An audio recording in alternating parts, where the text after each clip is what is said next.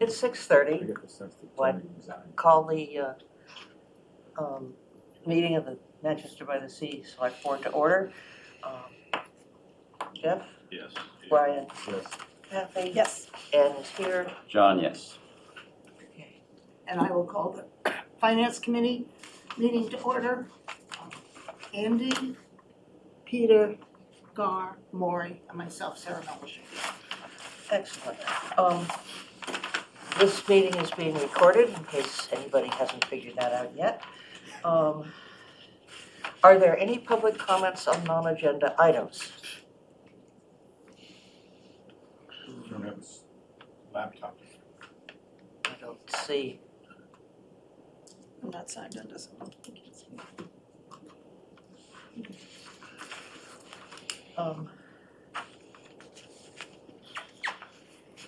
At this point, we should be starting the joint meeting. John Croft, are you on Zoom? No, I saw John's iPad, I wondered. I'm here, yeah. Okay, great, thank you. John Croft is also with us remotely. Great.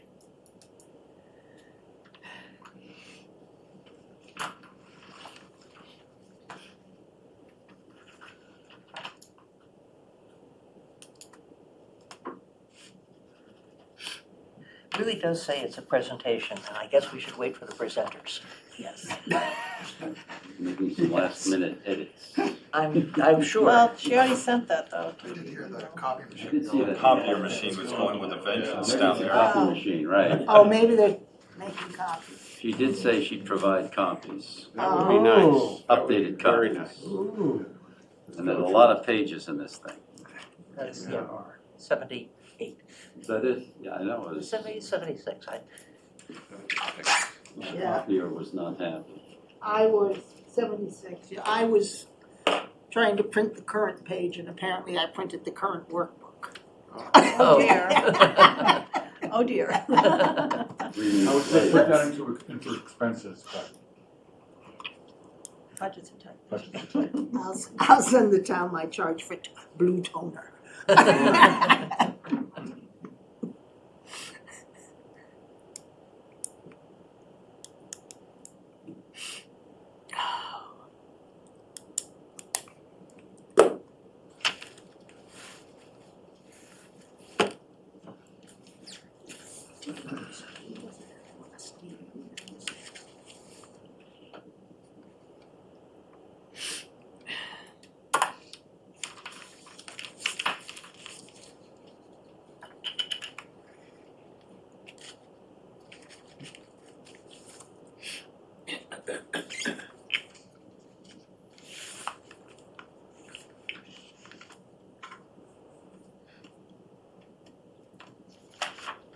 Hello. No. Oh, look at that stack. I have presents. Oh, goody. We saved a seat for you here. Right there. Remember high school? Oh, look at this, it comes with this. Yeah, the mimeographs. That's all for you, is this a 5-minute meeting? Nice. Oh, thank you, yes, I'll take an update. Ooh, this is warm. This is Boy, they warm. are. Thank They you. are warm. That hallway was toasty down there, thanks to the copier. You put page numbers in. Thank you, They were thank the you. last. That's all right. The old version. I was This version. very pleased. It's way, way in the corner. There's a Oh. whole number there. Oh, Way, way. Oh, your staple is hiding it. Oh, I didn't see what came out this afternoon. Yeah, the old version. I got 530. Okay. And most of it, not all of it. I was busy printing what we got last week. Something at 5:40. so much easier to deal with it. Oh, that's true. Straight up.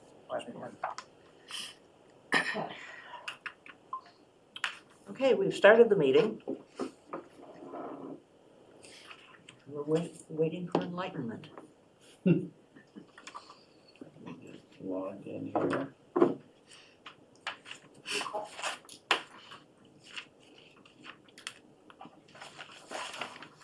John Croft is here remotely. Okay.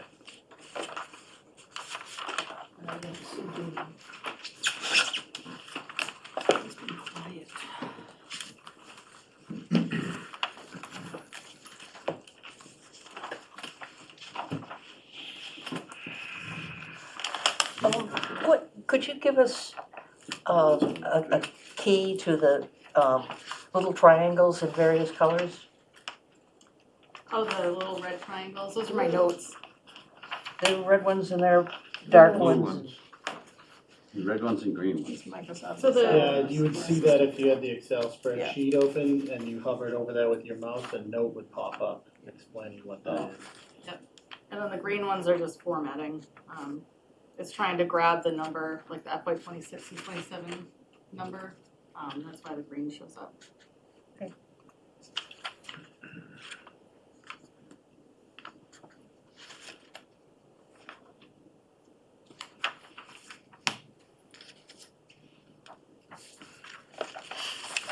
All right, just real quick, I just wanted to start,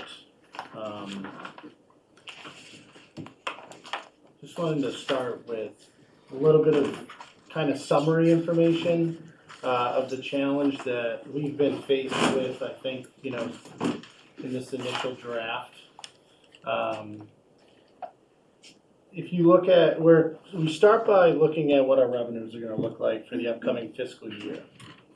We compare our general fund revenues and our free cash revenues. For me, I like to split those into two different buckets, because you're gonna use those revenues for different expenditures. Your general fund revenues are gonna be for operational uses. They're generated in the same fiscal year as the budget that we're appropriating funds for, and generally is generated from local receipts, state aid, and your tax base. If you look at FY 26 compared to FY 27, we had 38.4 million in general fund revenue to 39.3 in FY 27. So that's about an increase of $829,000. Free cash, the other bucket of revenue, it's a one-time. You usually want to use free cash for one-time expenditures.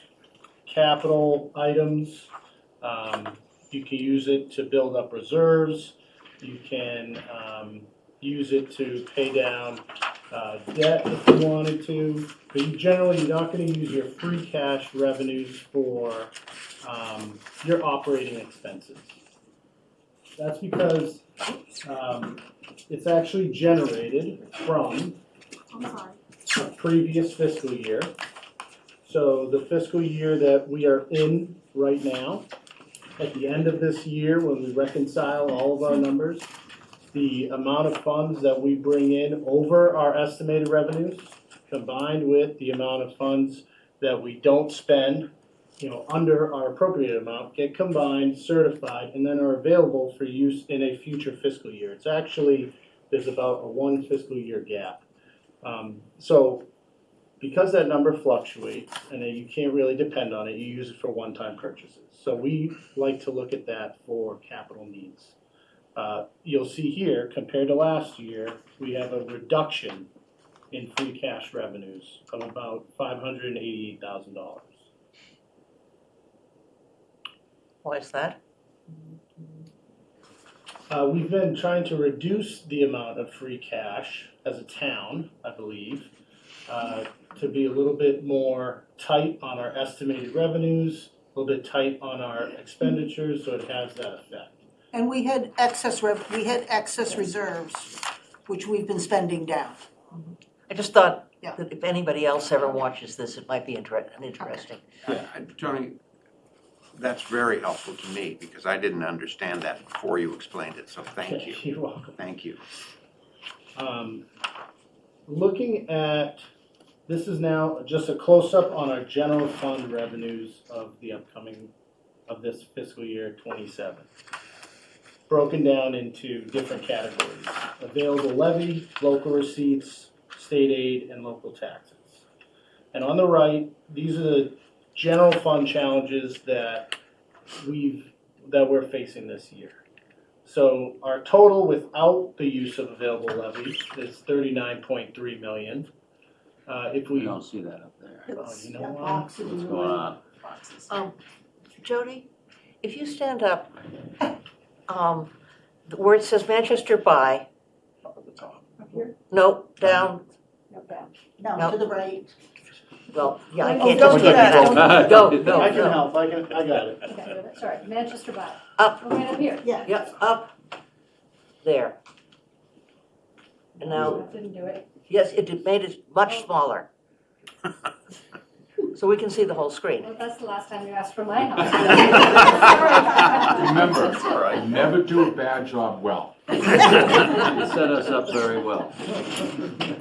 So our challenges this year are that our total budget, general fund budget requests amount to $40,081,628. But our total available to us, without the use of the levy, is 39.3, and even with the use of the excess levy is 39.5. So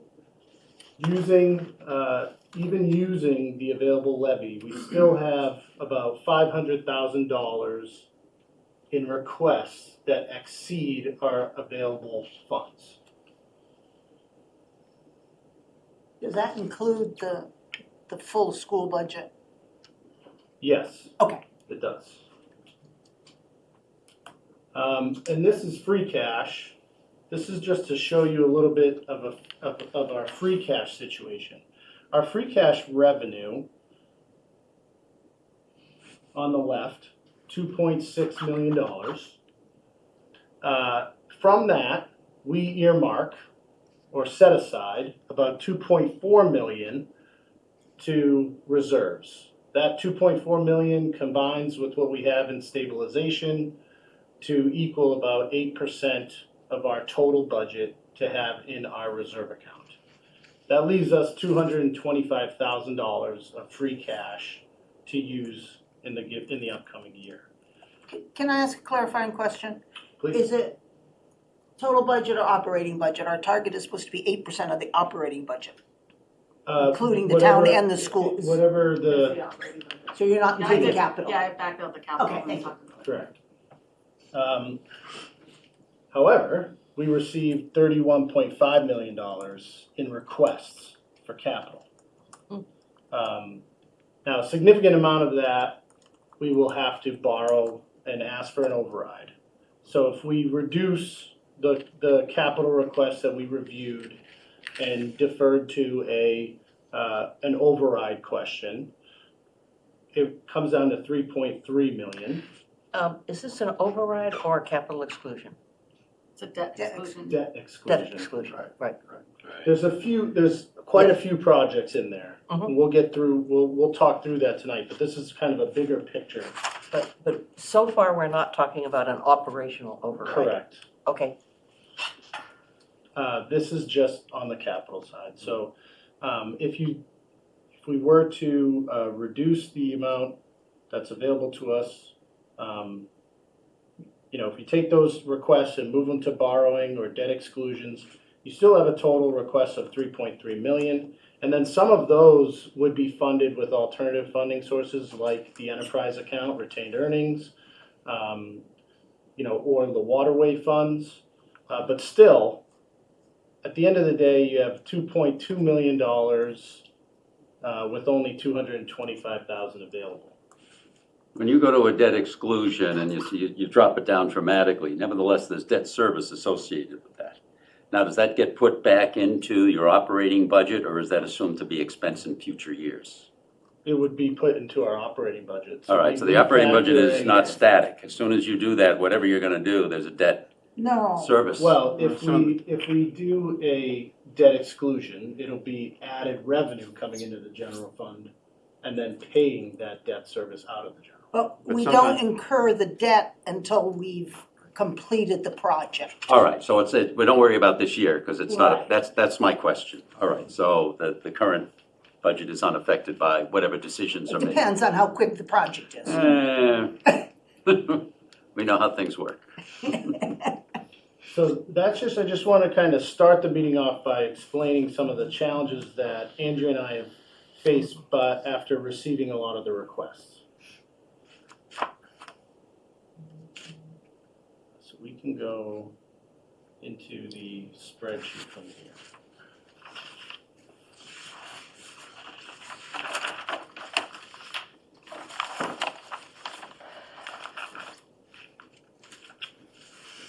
The biggest cost drivers in our operational account this year would be the school budget, which is at a their tentative budget, their initial draft is about an 8% increase, which in dollars, Andrea, is 1.3 million. Another significant factor in our operating operating expenses is health insurance, which currently we've been advised by our provider to estimate a 20% increase. And Andrea, in dollars, do you know that off the top of your head? No, I know it's I in don't know where to find it. 360,000 more. about, it was in the 300, yeah, about A little more than 360,000. 1% tax increase. So school, health insurance, and then another factor that we're facing is our waste disposal and collection. We're estimating a significant increase from the disposal costs of recycling materials and the collection costs. Now, we've enjoyed a very healthy contract for the last 5 years. However, we expected, even without Republic having gone through a union strike, we expected those numbers to increase significantly.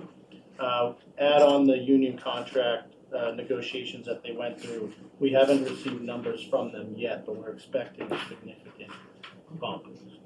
Additionally, Republic has indicated to us that they would entertain an extension or a new contract with us.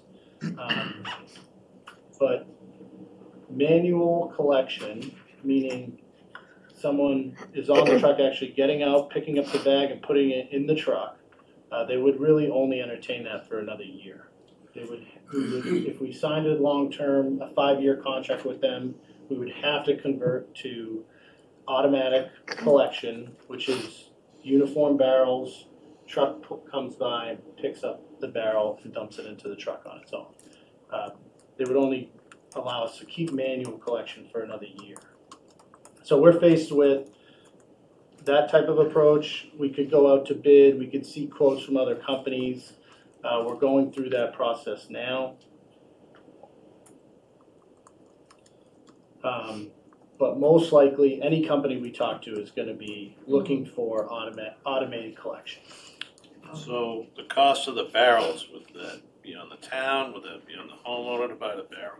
Depending on the format we want to go forward with, there are grants available to purchase barrels. However, DEP would only pay for trash barrels if they are the 35-gallon size. They won't pay for a 60-gallon size barrel. And they'll pay for the recycling barrels of any size as long as it's made from recyclable materials. So it is possible that the cost of the barrels could be fully funded if we follow those criteria. 60-gallon Is big. can and Yeah, but- an aging population. But a 35-gallon barrel is not very big. No, it's not. They have good wheels. They do. I have one. The biggest challenge with waste is that we don't have an enterprise account, so it's baked into our general fund. So as that contract drives up, it adds a demand on our larger expenses. So there are a couple things that we could think about doing differently that would help move the town forward and save money. An enterprise account is an option. It's not included in this proposed budget because I think that takes a lot more discussion. The reason an enterprise account could be, or a pro of going to an enterprise account, is that you now have a fee structure that you can use to incentivize residents to compost more or recycle, or less tonnage in the waste stream would produce savings for the town long term. Without an enterprise, you really don't have that incentive mechanism that you could institute to try to capture those savings. Why is that true though? Because today people pay by the bag. Do the bags We go don't away? The bags, Automated collection? that, I think that they They would. go away. Well, but, I mean, Because that's the whole driving force from the industry is that they don't wanna have, it's all time. So they don't wanna get out of the truck to have to pick up a bag. Right. It's all about being able to come in and grab. But the family members I have that are in towns with automated collection, they still have to pay a fee per barrel every year. So they may not pay for the barrel, but instead of paying for an orange bag, they pay a fee per barrel. So big families might want two and they pay Exactly. extra for that. So there's still an incentive to But that a little is, bit. so that's an enterprise though. Well, that's what I'm asking, Yeah. why does it have to be an enterprise if we don't? I'm hearing over here that it doesn't have to be, because today we have the bags, and it's not an enterprise account, so I'm not understanding why Because we. you wouldn't have, as a resident, if it wasn't an enterprise account, it would just be paid for through taxes. So you couldn't. No, It's paid for with, I we mean, can have part by, fees, we just Bags. collect the fees. Fees, Right, but the bags would go away with Right. automated collection. So Correct. you you don't can have other have. fees. You have other fees. I mean, just as an example, we have an enterprise fund for water and sewer, and we monkeyed around with the water rates. And frankly, it didn't change consumption much at all. So, I mean, I think enterprise fund or non, unless the rates go really crazy, the format of how you charge that is kind of, I think, sort of irrelevant, unless there's some tax implications here, but. That's what I mean, you can't, for like, to try to capture, based on how much you use, if you do it by the amount of waste you produce. You can do it through the bags, which is outside of Yeah. your tax base, and that's that's a way to incentivize, but without the bags, and we're only collecting, we can't adjust your taxes based on how much trash you produce, so that's where the enterprise comes in. You can charge a fee. You can charge a fee. It goes Yeah. into the general fund. It doesn't have to go into an enterprise fund. Right, it's per barrel, it's not weighted, to your point. but And it's- that way, if you have excess revenue from the fees you collect, it goes into the general fund rather than not being able only to be used for trash pickup. Right, That's the downside of enterprise funds, is it restricts your use of any excess earnings. Is that fees per barrel picked up, or just having a barrel? How is it? It's- You would, it's- I don't know. you could it's a bill. institute a fee, you could institute a fee for the extra barrel. Let's say everybody gets one barrel, if you want a second one, you have to Okay. pay for that, and it could go in through the general fund. If you had an enterprise account and someone had two barrels, they could be charged a higher fee for that service compared to someone who has one. So you have to pay for the second barrel, plus you pay a higher rate. so That would be the that incentive. should be done with, Without an enterprise fund. Yeah. Right, and I think it's important, we don't have to beat it to death tonight, but one of the reasons why it's important is you have to remember there are those of us who do not use town trash, okay? Because we have private trash pickup per our special permits for our multifamily housing, right? Yep, Or yep. restaurants or whatever. Right. So there has to be some type of fee for the people who have barrels. Otherwise, you're taxing people who can't take advantage of the service. Yeah, but you already are paying taxes. You're being paid taxes if you're having recycling picked up privately.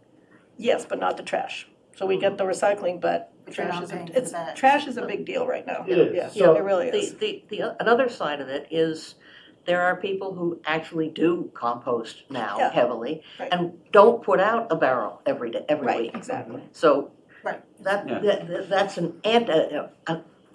the wrong incentive, because if I have a barrel and I don't have to sort my garbage, I'm just gonna put it in a barrel. And I think the other thing you have to remember is that local taxes are deductible on federal returns again, and fees are not. So the more you add on fees, the greater adverse impact it has on anybody who's, Household consumer. yeah. Well, I'm not proposing, moving to an enterprise account at this moment. But there's different, I bring it up because it's one of those things that as the cost of waste disposal, recycling disposal goes up, and sits within the general fund, it adds a burden to the remaining amount of general fund that we have for all our other needs. An enterprise would be able to shift some of those funds. You'd collect some of the costs through a fee structure. You could supplement some of that with the general fund too.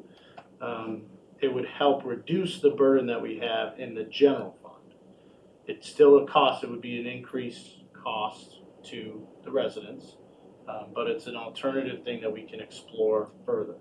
But I do think that no matter whether it's an enterprise or not, we're going to be forced to go to uniform barrels in the next years. Have we looked for alternate suppliers? Black Earth had expressed an interest in picking up trash and recycling. I spoke with Black Earth. Quite frankly, I don't think they have a sense of what it would take to do that type of collection, and then deliver it to the MRF or Wheelabrator. But I asked them to put together a business plan Yes, for me good. that we could evaluate, and I think they may be working on that. They're a bigger concern than is apparent, because they go down into Rhode Island, up into New Hampshire.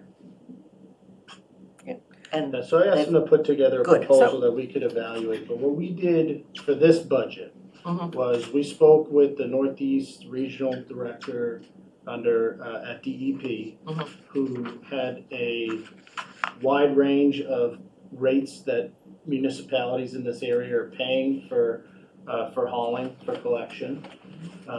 We also talked to a couple neighboring, or Chuck spoke with a few neighboring communities to get some sense of what that increase might look like. And when we get to the DPW, you'll see that we have a significant increase in their budget because of those added costs. I think that what's important right now is for you to, do the competitive bid, do whatever you can to find us the most economical approach. And then the mechanics of whether it's enterprise or not enterprise, it's like Comes later. FinCom will help us figure that out, but I'm just more worried about that. Backing off a little bit further, we're right now not worrying about Right. contracts so much. Yeah. I think it's very wise to put in some more money, just in case things don't go the way one might hope. And aren't I correct, the contract with Wheelabrator is separate from Yes, the disposal and longer term? it is separate. I don't know how long the term is. I thought it was a long-term deal, but I could be wrong. Right? But Like for 40 years or something like that. I don't know about that, but it's, There's the- nothing that long. that's why the increased costs are expected in the hauling and in the recycling. Yep. Not really in disposal of waste. so one question just for Andrea. Do the bags cover the disposal cost, or are we running a deficit on that? Running a deficit. Like roughly what, is it Well, like it looks like it 20%? covers it, the disposal piece. Disposal fees. Because we get 300-odd thousand from bags, We right? do. And the disposal is So- running 200-odd thousand. We got a lot to talk about tonight. I'm not sure we want to spend Yeah, There's a lot of collection. the whole night's conversation on just this one topic. Too much Sorry, detail. we're hour into the meeting. Just covers disposal. Can I ask, Andrea, our town administrator tell us there are three big areas where we've got large increases. School, health insurance, and waste disposal, but I never did get the number for waste disposal. Can you tell me what the increase that we have in our proposed budget for waste disposal is? 167,000. Thank you. All right, can we move on to a different subject and kind of go through whatever, you had another, did you have more slides in your overview, Tony? No, I just Okay. wanted to, initiate the discussion, kind of looking at the bigger picture of the challenges that we're facing and talk about some of those specifically in the school and trash and then we can get into the slideshow that's in front of us.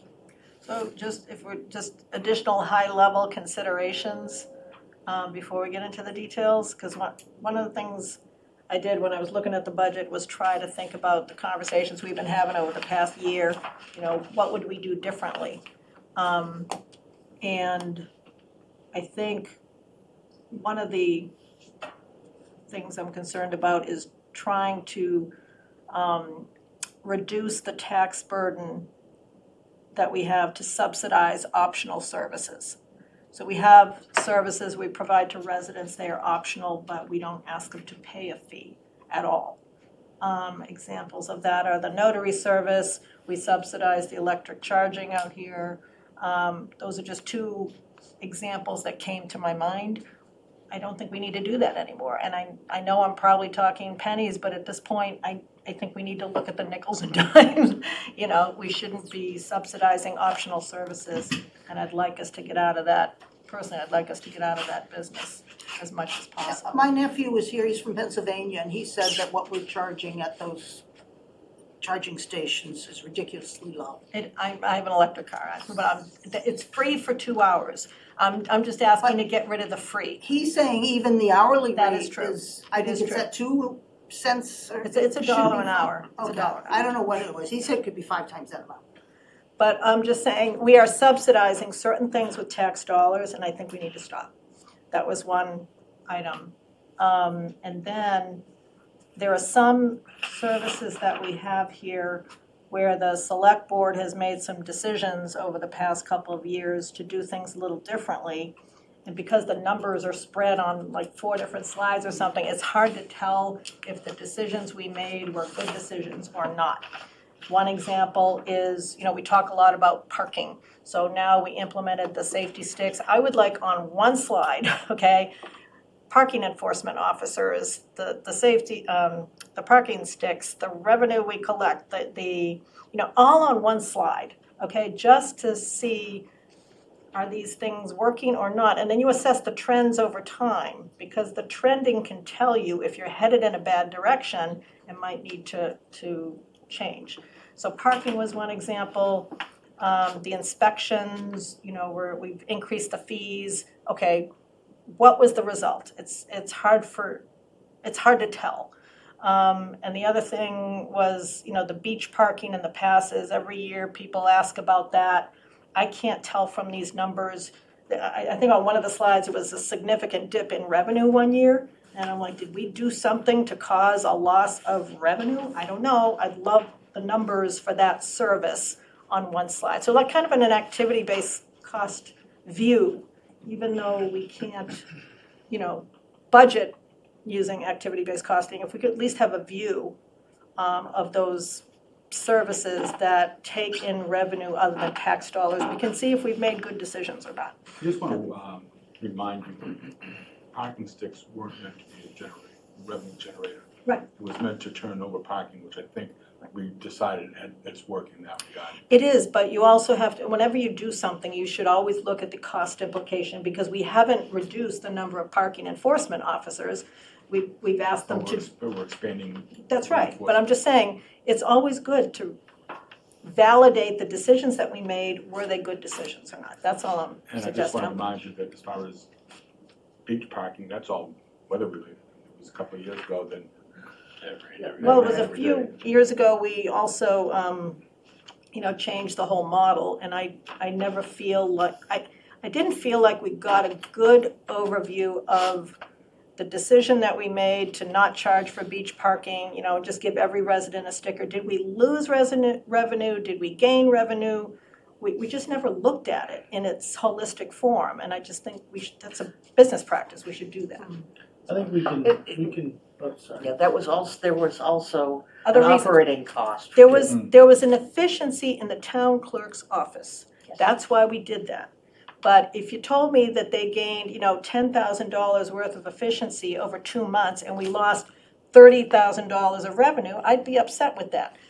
The numbers could be reversed, they could be totally different. I have no idea because we never looked at it. We're paying a lot more for the outsourcing than we ever would have paid for the hours in the town clerk's office. That's what I'm concerned we made a decision for efficiency in the town clerk's office and did not look at the whole, and we should do that. okay? And I just think it's a good business practice to do that. I think we could probably pull It should be that- pretty simple, it's pull just, that stuff together. I'll regroup with you, Kathy, Yeah. and find out, maybe like which departments or areas we wanna focus on first, and then we can have a more in-depth conversation once we yeah, pull I have a list, I'll send it to you, but I brought it up because others may have ideas of things that, decisions that were made before I was on the board, I haven't been on the board forever. Maybe there were things we also did decide, and we didn't look at the impact financially, and I just think we're at the point where we gotta do that. That was it. Tony, maybe an idea, is in the past, the FinCom has done some benchmarking of different things, but it tends to be more on like a request from the Board of Selectmen or something. Like, for example, a number of years ago, we did a pretty deep dive on the fire department, looking at all sorts of different fees. But I'm wondering, going up a bit, do you folks, or have you got a list of benchmarking we've done? And it might be appropriate at some point just to create a spreadsheet as a checklist. Like, when was the last time the town did some benchmarking on trash fees and harbor fees and inspection gas meter fees and stuff like that? And that way, when we start looking at revenue, we can go across the board and say, we haven't actually looked at this fee structure for 10 years. Call up all our neighboring towns and say, what do you guys charge for gas meter inspection? Hey, we're low, Yeah, you're absolutely right. We But raised the it's- fees, but it was kind of like, what can we get? As opposed to No. doing a real benchmarking. Where are Yeah. we relative to our neighbors? Yeah, absolutely. Makes total sense.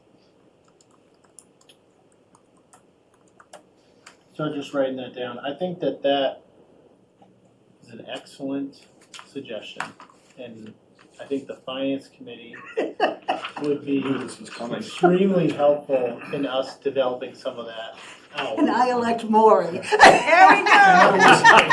Just walked right into that one, Good didn't we? deed goes unpunished. You said that before. That's always appreciate it something very much. that's always something off, when we're not Yeah, it's focused on hard in a town year, meeting, but when we have the time to go through that, it's a good exercise to go through. And I think especially when you layer in the fee structure there, if there are recommendations that come out of that exercise, the fee schedule is voted on by the select board. So going through that with the finance committee and coming up with a recommendation that's then elevated to the select board, I think makes a lot of sense as far as process goes. And it almost needs to be a requirement of department heads. The ZBA increased its fees a few years ago to $1,000 an application, and none of the other land use boards followed along in that suit, and we received 0 complaints. Yeah, that's a lot of my notes. It was like 280. Did we increase the fees? What was it? That's like half the notes I got. Alright, that's good.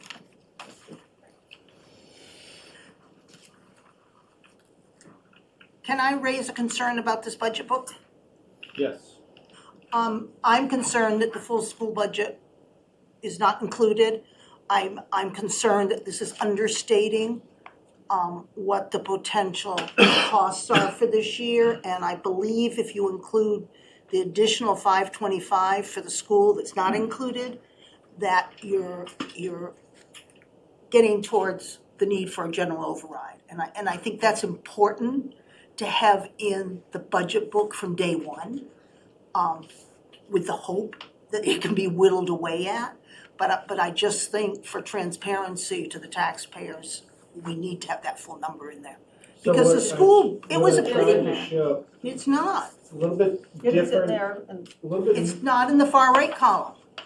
it's a separate column. Tony Right. added his So recommendation, yes. so we did it a little bit different this year, is that we're showing what was requested and how that's different from the previous fiscal year, and then we're showing what the town administrator's budget is recommending, and how that's different from the previous fiscal year, and how that compares to the request. So what you wanna look at I mean, you're saying that the TA request is $526,000 less than what the school department Right, requested. in the column to, And it's not included in the total tax numbers at the end. The 526 is not included in the numbers. When the tax rate's calculated. right, Right. right. And I have a problem with that. I think that to ignore it is not appropriate. No, it's certainly not ignoring it. What I felt my mission was to deliver to you tonight was a balanced budget. And with that number, it is unbalanced. So I wanted to show both. I wanted to show what the request came in and how that resulted in an unbalanced budget, and then how I made changes to those requests in order to get to a balanced budget. Right. And a significant element of that is a 3% increase on the school total compared to their 7 or 8. 7.9. Yeah. Right, and I think, I like the fact that you added your own recommendation so we could see what people ask for. I think what Sarah's getting at, which is valid, is the school numbers are not ours. We have no control. We have no Right. control, so I agree with you. We should go at them and try and help them find that 500K. Sarah's point is, we have absolutely, And this budget book I'm is sorry, showing, 750, excuse me. this budget book's only showing a 1.9% increase in the tax rate. It's Right. based on both. Well, it's not presented well. No, I'm sorry. I agree. No, I agree. I mean, If that's the one number, like I you like. can't have it piecemeal like this, because we always go off the total budget and say to the taxpayers, this is the expected increase in your tax rate. And I can't do it from this budget book. Well, I think we're not done yet. This is the beginning of the process. But this Chapter- is the chapter format. one. This is the format. Right, And right. that's my concern. For that one particular item, that's a valid argument. It's not in our control at all. But the others are in our control. You know, the people at this table, we can make the decision of what we put forth to the taxpayers, but that's the one number we don't control. That's it. Make it clear. There. Another lever, I guess I would say that we could potentially consider that we talked about at the finance committee meeting was attempting to fully fund OPEB in the upcoming year. And that could, if we do that through an override, that would provide some relief to the general fund. That could allow us to, stay balanced with the other need. So there's, at this point where we are, there's still a lot of, I guess, changes that can be made to help us get to that balanced budget without necessarily going for an override. But wanted to, really kind of showcase the challenge that we're facing.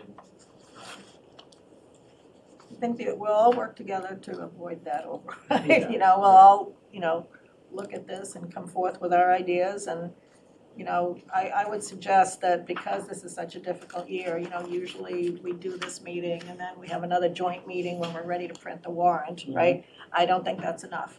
I think, each FinCom does a deep dive, right? And they do it every week on a different section. At every select board meeting, Tony, you gotta come to us and I think we gotta look at the numbers. What is FinCom recommending? Are they recommending cuts? Do we wanna recommend additional changes?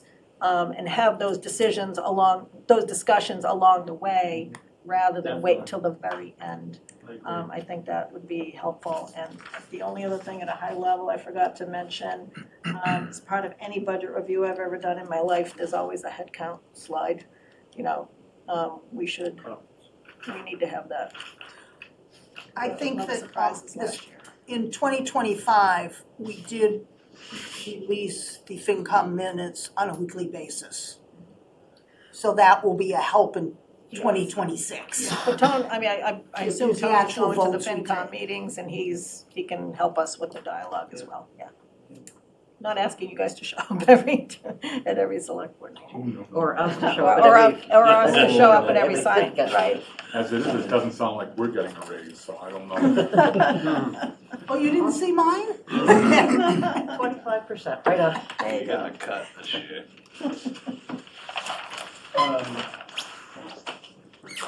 I will say that Andrea and I, went through the entire budget, line by line, looking at a 5-year look back and looking at trends and how each line, has adjusted from year to year based on the, budgeted amount and the actual spent amount.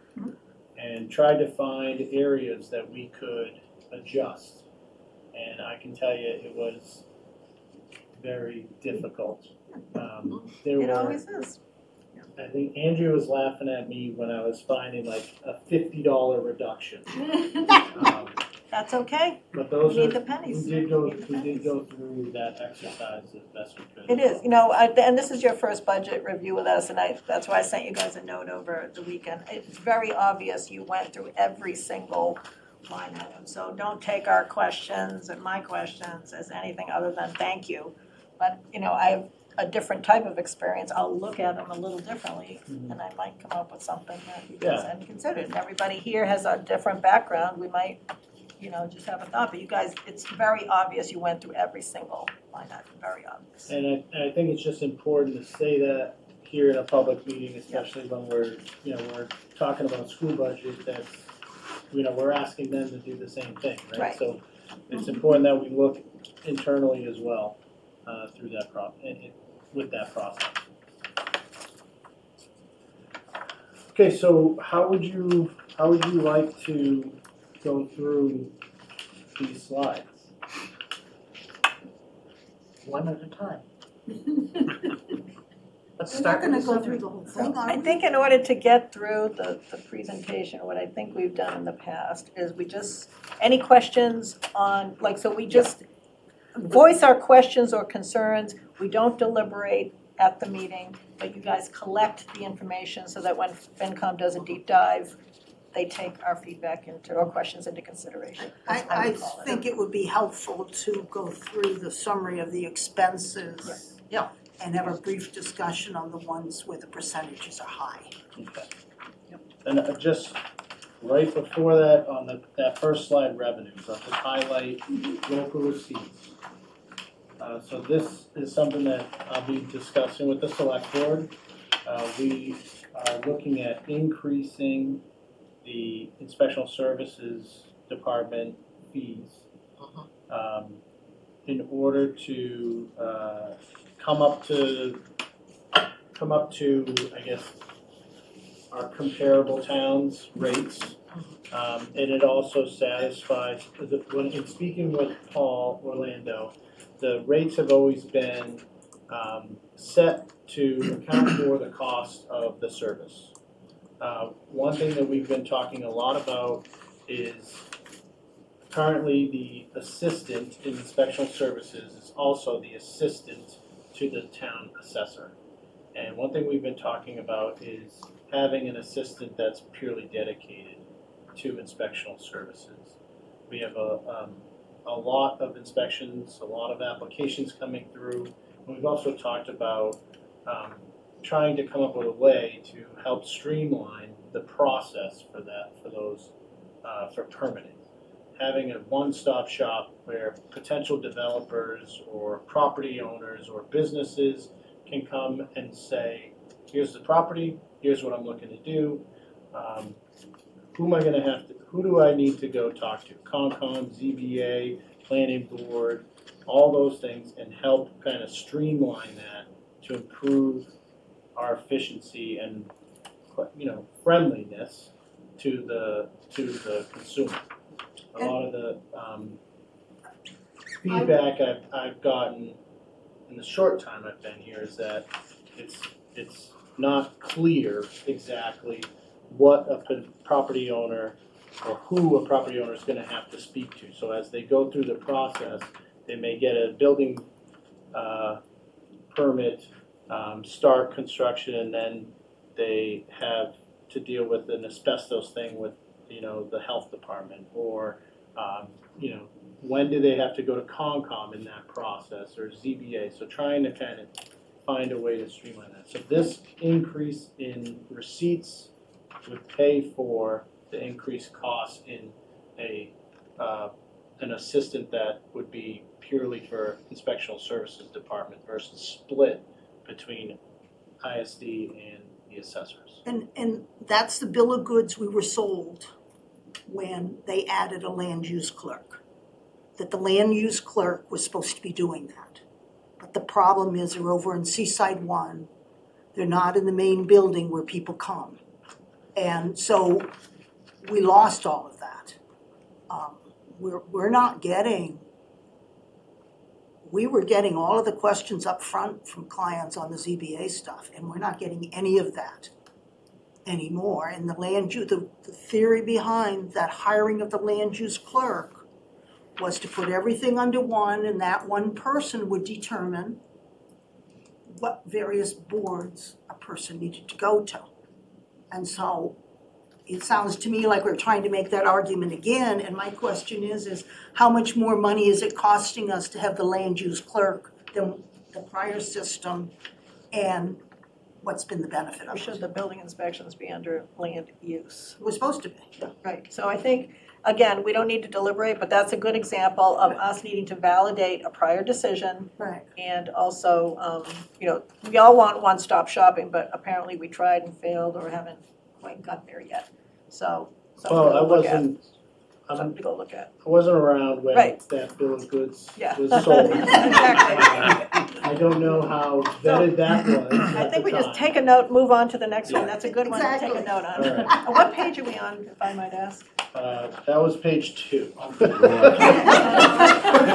right along. Trying to move along here. Okay, why did the CPA drop? So that, we don't have their, they're still going through their application process. So it's that incomplete. 25,000 is just representative of their typical administrative costs. That number will go up once they review their applications and submit their proposals to us. And that doesn't impact the overall budget, No, because there's that's no- all completely outside. There's no entry on expense or on revenue, Yeah. it's just zero. Okay, Okay, but My it affects with the bill that people get it when they get their tax bill, because it's in there as a separate line item.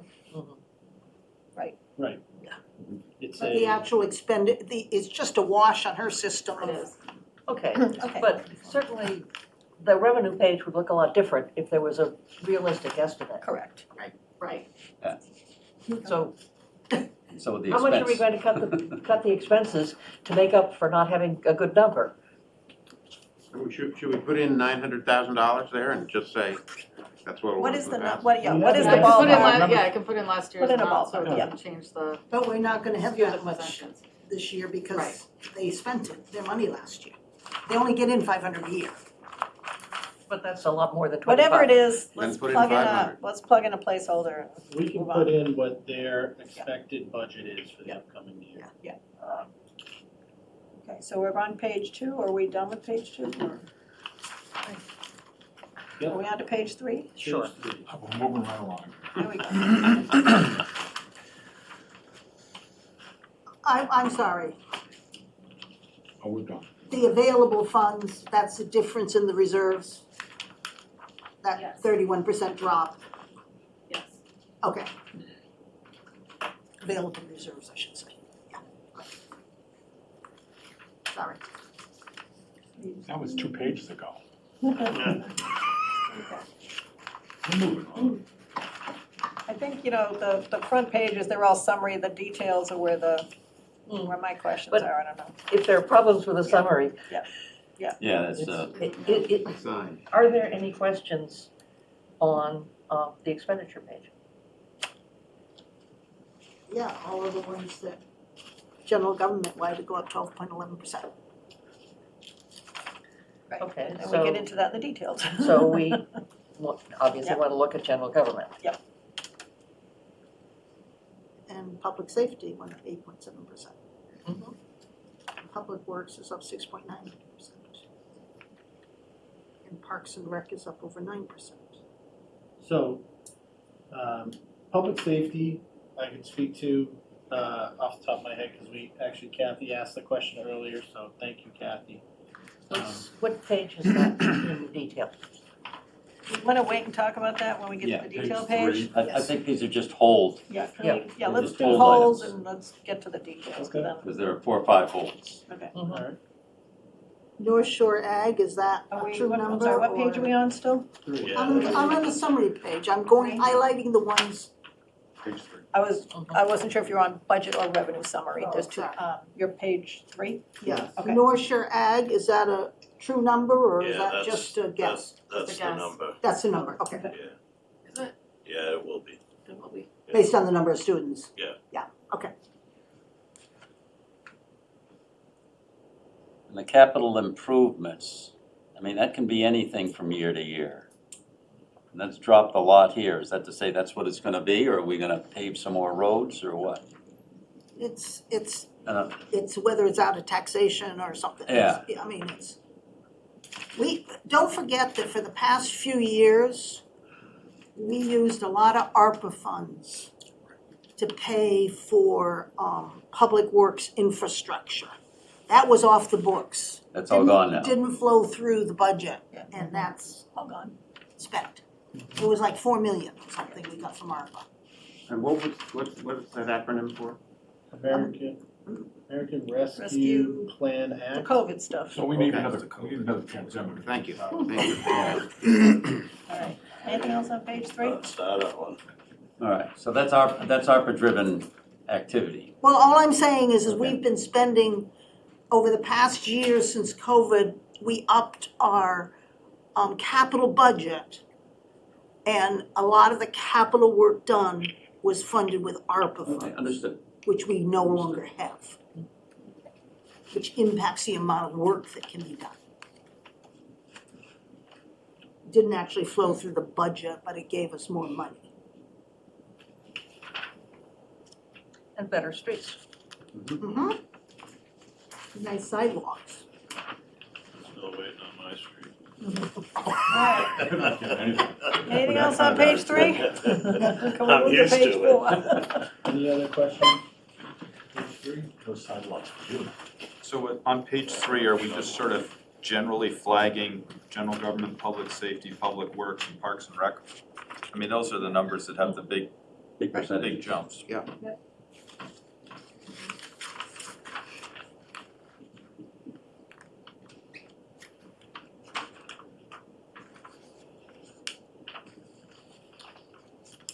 We might talk a little bit about debt service. Yeah. And just what projects you're issuing the bans on that raises that budget, just so people know which projects they are. We're on to revenue? Okay, get past that page. Anything on page 4? Once, gone twice. Let's go to page 6 and 3. Why is, oh God, I can't read this. Why is the permits in green? That's, I changed it from the last version of this. That's why it's green. So we added, so Andrea sent a new version out today, that we Microphone. adjusted that local receipt, so she's just pointing it out that it's a different number from what you got Friday. Are you on page 5? That's page Yeah. 5. Okay. Yep. So page 5, I had a question on line item 15, and that, we already talked about it though, it's the beach passes and stuff like that. The question I had was, actually, there was such a dip in, the collections, the actuals, but we already talked about that. It would be nice to have a view on that. The other thing, not for a budget discussion, but for a select board discussion, the number 5, the short-term rental excise tax. If we are collecting, $46,000 on the tiny amount of short-term rentals we have, and we are planning to change the definition, we ought to get on that, because we're leaving money on the table here. And so it's not for the you know, for everybody to bake into the budget right this second, but if we get on that and just change the number of days, we could see, you know, some good revenue come in there. So that's something that I have on the list as a potential article in a separate sheet of mine, Okay. because we talked about that at a select board Yeah. meeting, just changing that definition. Exactly. However, I don't think we'd be able to increase the revenue on this projection yet. Not on the, Yeah, right, we'd but have I'm to just see how saying, it if, goes and I then- know we've talked about it, but seeing these numbers put a different sense of urgency on it for me. Sure. So I'm Sure. like, Yeah, let's get on absolutely. it. And I think what you gotta remember with this number is this is the money we're receiving from the state. And it's not necessarily tied to the applications that you approve. But what Because is it's it? being a pass-through from Airbnb and VRBO, and those entities, they have to pass it through.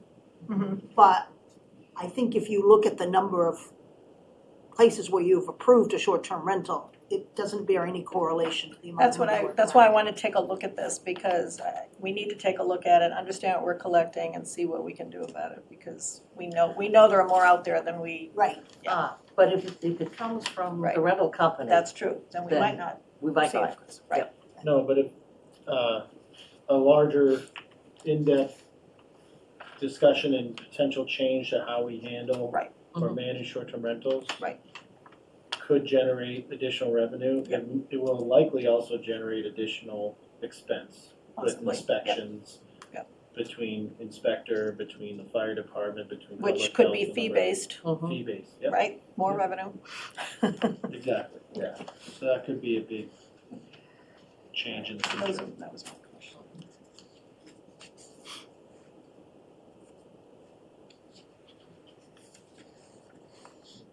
So the other question I had was this increase you just said today on the licenses and permits, the 536, is that a result of the increased projected inspectional fees you were talking about? Okay. Yep, Thank you. $1 per thousand is estimated to bring in anywhere from $30,000 to $45,000. Nice. So we went on the low side on the estimate and are proposing a $2 increase. Excellent. To hopefully bring in 60. Sounds good.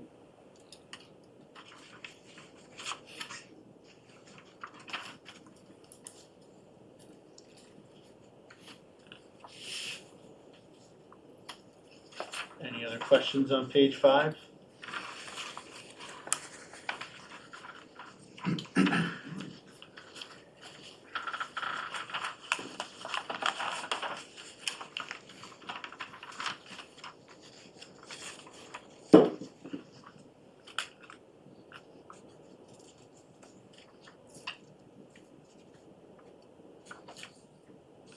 are we requiring, everyone who takes minutes now to use the AI function? No, but most are. Okay. You've been promoting it. I've been pushing it, but not everyone's doing that. Because I think that it is saving a lot of time. Oh my God, it saves a ton of time, yeah. Tony, as we get into collective bargaining and so forth, into compensation, where are we on collective bargaining with the various unions?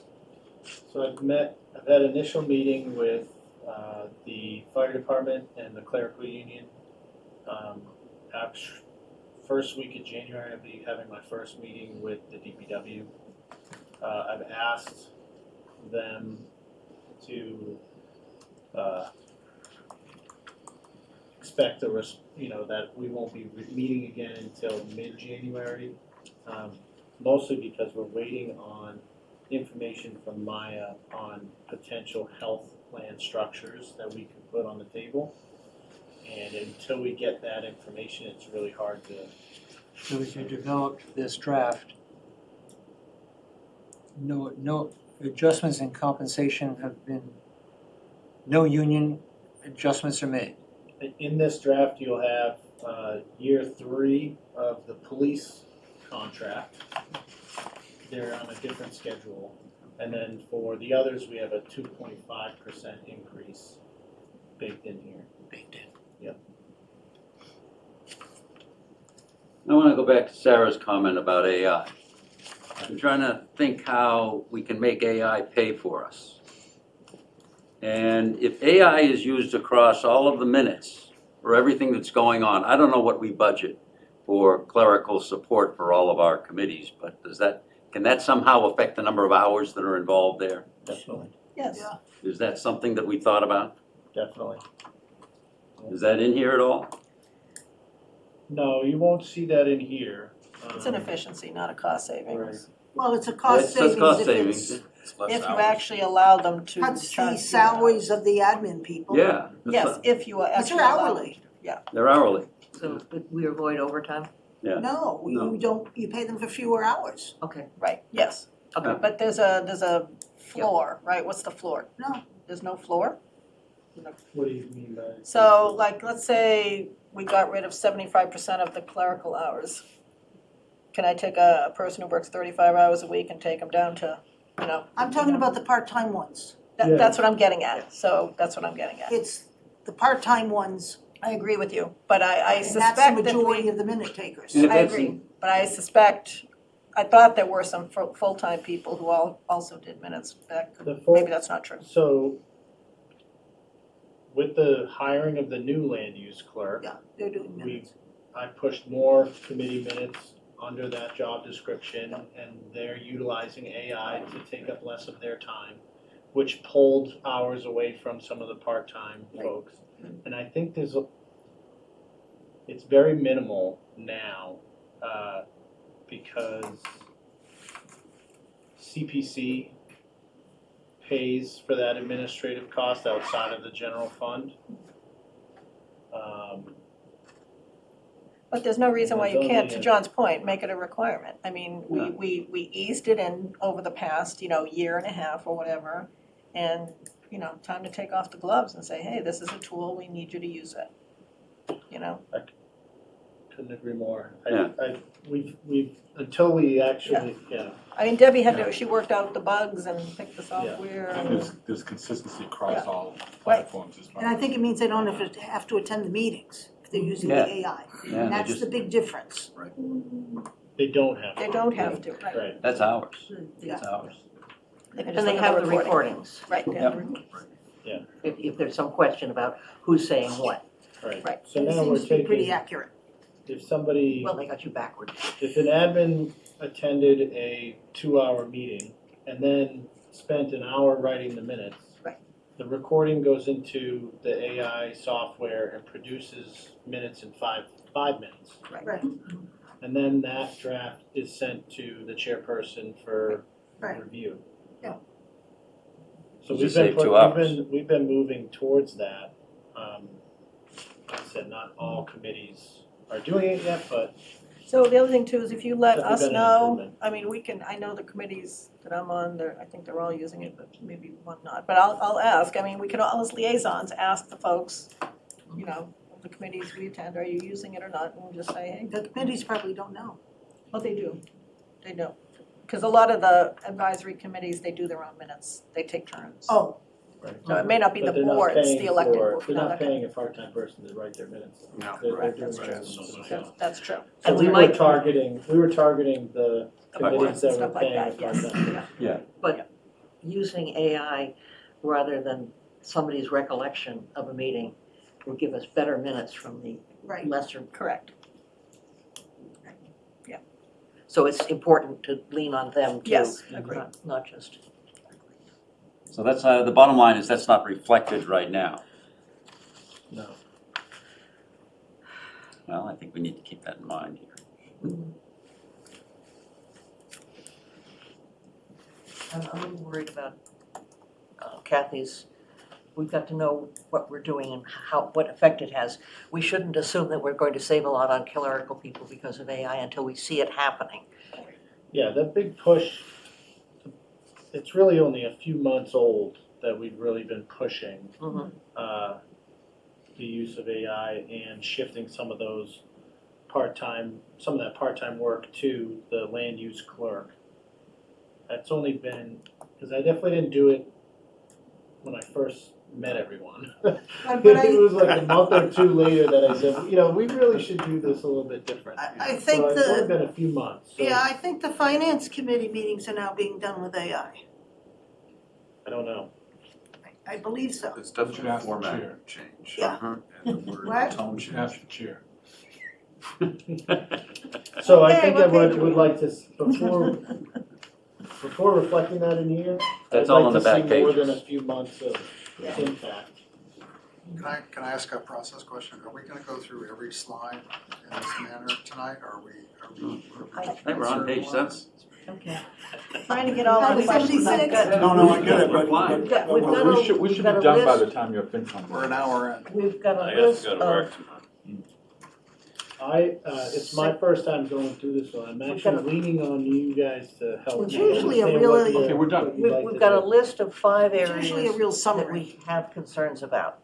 Right. And I suggest that we Just look at those. get through all of the summaries, just so that we know where we are, at least Okay. generally. And then go to general government, public safety, public works, parks and rec. I've written down debt service, I don't think there's much to talk about there. All right, that helps, thank And you. we can't sort out beach passes from this. And is the pensions a good number? It is. Okay, that's what I thought. How are we doing on pensions? Not well according to this. It went up 11.44%, which is a lot higher than we have been.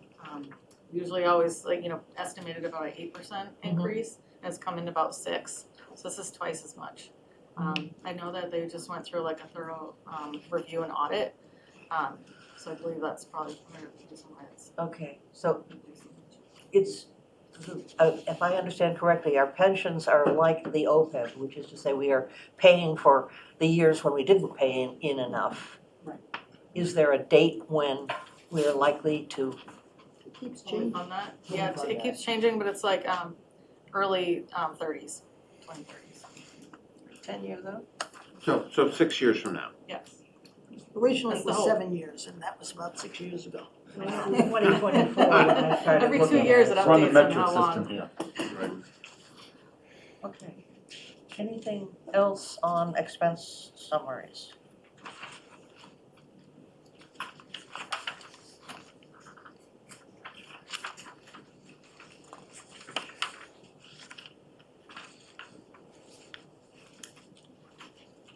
This goes on to page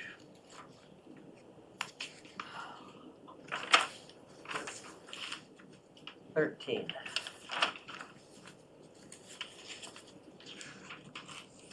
Well,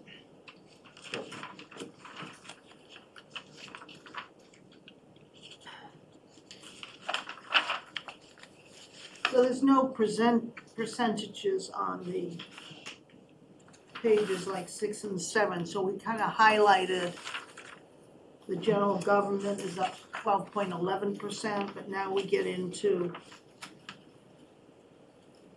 6 and 7, which is a more exploded, Mhm. and there's no percentages. Mm. So it's hard to know what we were questioning. Quickly, some of the larger increases, if you look at the FY 26 to 27 change. Mhm. Contributory pensions, that's up $112,000, which is 11.44% compared to the previous year. Health insurance, we plugged in 20%, and that's $360,000 change from last year. And that's the majority of the change. Okay. Okay. We did increase the legal professional services a little bit because we talked about how we just had like a really high level over the years between like the 40B project and Yeah. the Central Street culvert and like some of these ongoing issues. We've just run really, really high, and we've always run into budget issues at the end of the year with that line. So we're trying to make it like kind of true to what we've been spending over the years. Okay, and you knocked $65,000 off of what was asked for. Well, it was a $65,000 change, and then Tony knocked it down about $5,000, which is what that last column is. Okay, sorry.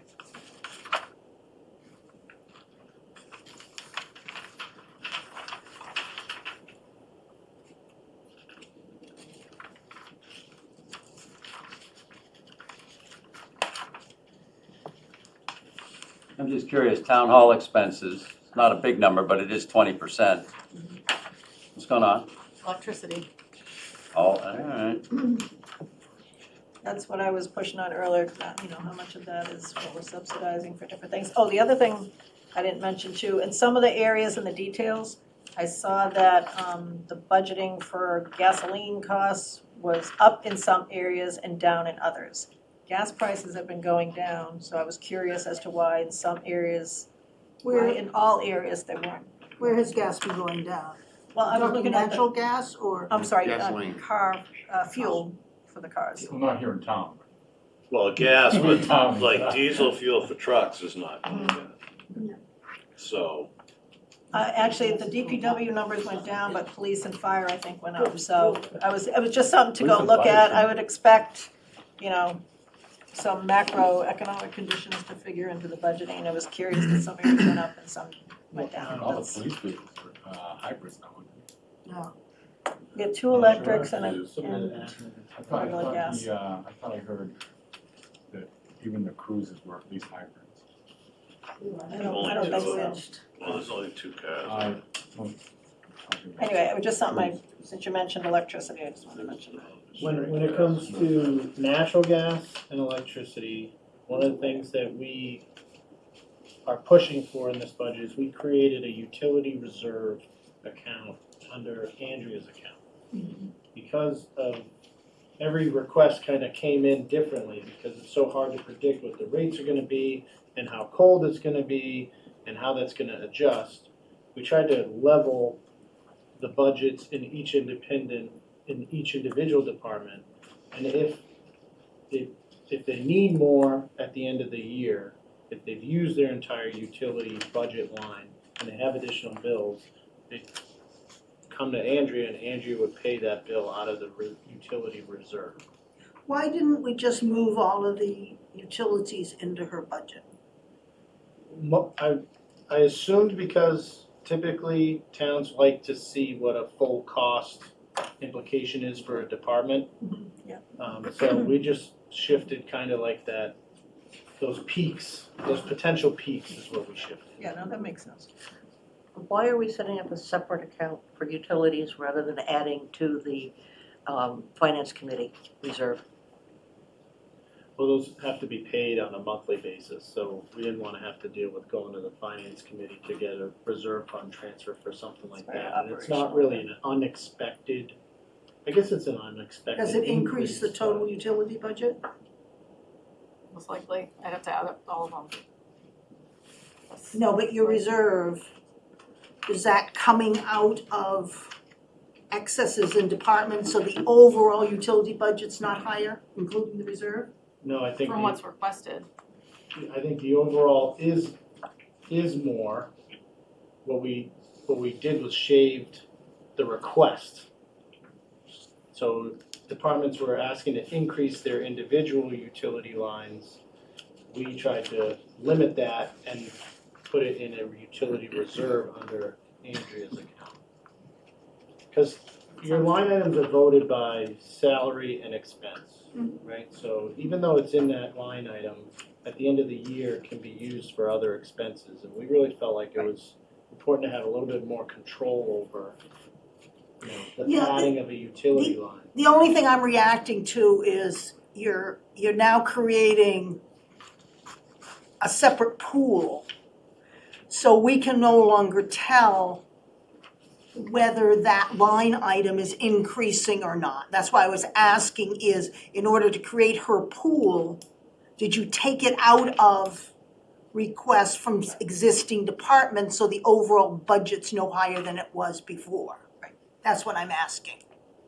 We'll do that analysis for Okay. you so you can Okay, see. yeah, Our goal was to limit increases in individual budgets and Right. put it in a one single. Right, you don't want them using that as a management reserve. They have management Right. reserve out there, places, I'm sure. Exactly. My concern is that, having looked a bit at the Essex budget, they have lots of little Envelopes. pockets of money. Right.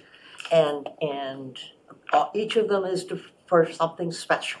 Right. And You can't spend it on anything else. And I don't mind having a fire engine bucket, but I'm not real pleased about having other separate buckets. I think this is different, This is Ann. different. I think that in Essex, town meeting actually votes Yes. for each of those reserve funds. I don't think we're talking about that with Andrea's fund, it's just part of the general expenses. Yeah, it's a sub-account. So it can be used for any other expenses. And I wouldn't carry that over year to year, Okay. like those other accounts. It would just be for that fiscal year. So if you don't spend all of it, it goes back to free cash. Yes. Okay. I agree with you on that. Yeah. Oh, absolutely. I don't want that either. No, we weren't trying to create something like that. Nobody is ever trying to create something like that. It just happens. Lots of good ideas. Think of it this way, instead of having 12 different envelopes in each department. Right. There's one in Andrea's, but it's not something that can carry over from year to year. So one mechanical question, just when we get to the last 2 weeks of the year, and we're able to do fund transfers within departments, does this limit your ability to do that? No. Because, okay, Hopefully it will decrease the number that have to be done. That's the hopefully. idea. There were a lot this year. Yes. Last 2 years. Okay. The first thing that we mentioned needing to take a good look at was general government. And I think Andrea just explained that. Okay. She said it was, what'd you say again? The majority of it is health insurance and pension and legal professional services. Sorry, what page you on? I'm at 19 at this point. Although, I'm sorry, what page are you on? I think she jumped to the next Okay. general So I'm area. sorry, back on 17, just for a second, I was Sure. on. I was on 7, no? That was- Yeah. 17. Yeah, sorry. That's a big jump. That was good. 17, the HR costs, professional services, there's a big jump there. Yeah. What page are we That's a in? shared this cost. is 17. I was looking at 17, there was a big jump there in cost, and that's for a resource we're supposed to be sharing with Hamilton, so I'm just wondering what happened there. Explain that one.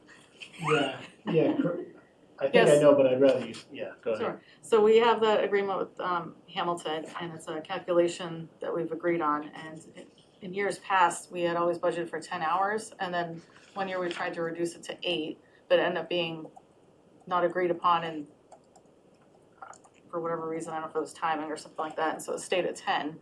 And so we've consistently overspent that line item. And so this year I was bumped it up to be what I expect it to be for FY '27. Because we That's what I spent was gonna say. 42.5 and Okay. 20. It's Exactly. not that we're Yeah. it's not that we're getting more hours or more services, we're trying to right-size the budget for Got it. what was Okay. previously underfunded. Exactly, Okay. yes, thank you. All right.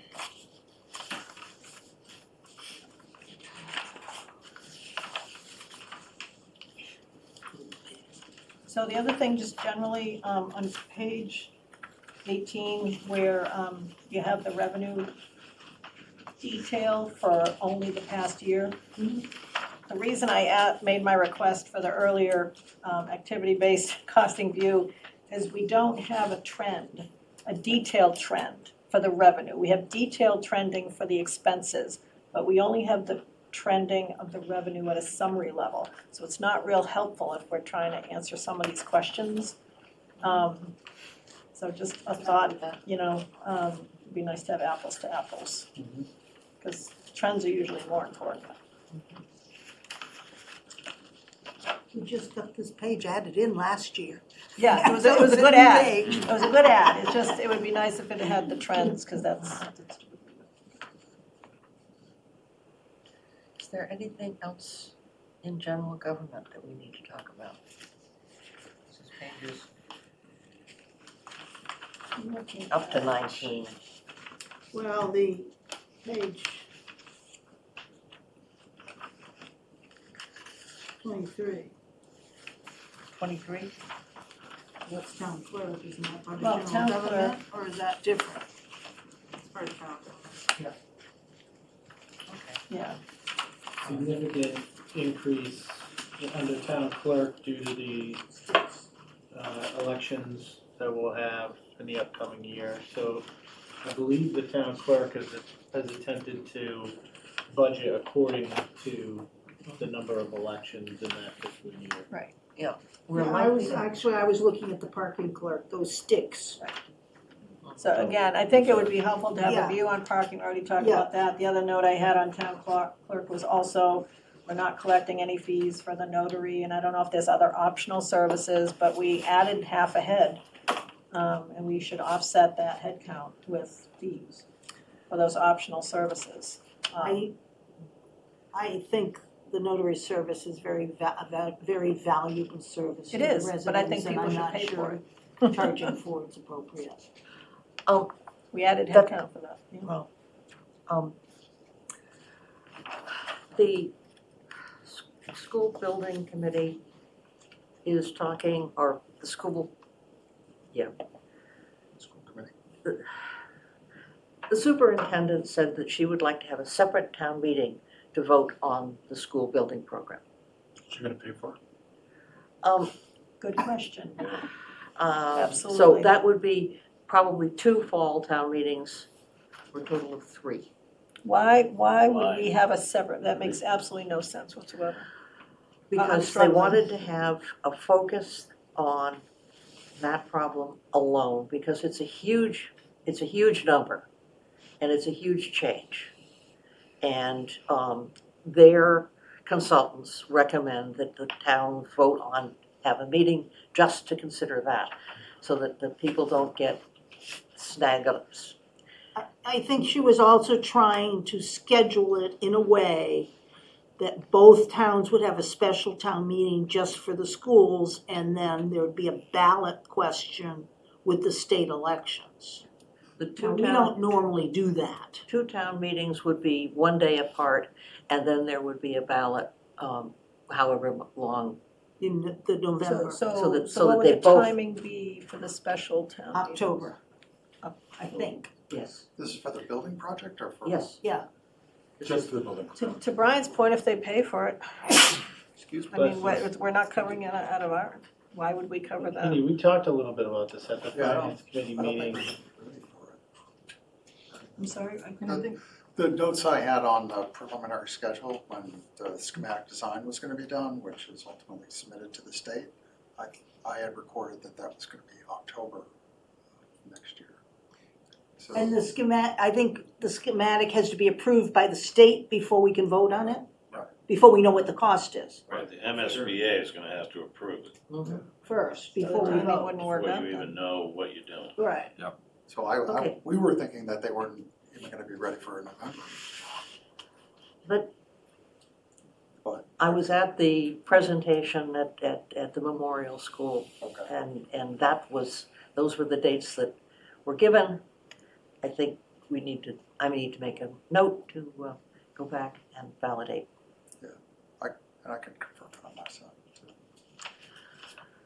You have a more detailed, but I would not like to find myself in October and there's nothing ready and we have to have a town meeting and vote before everybody knows what's going on.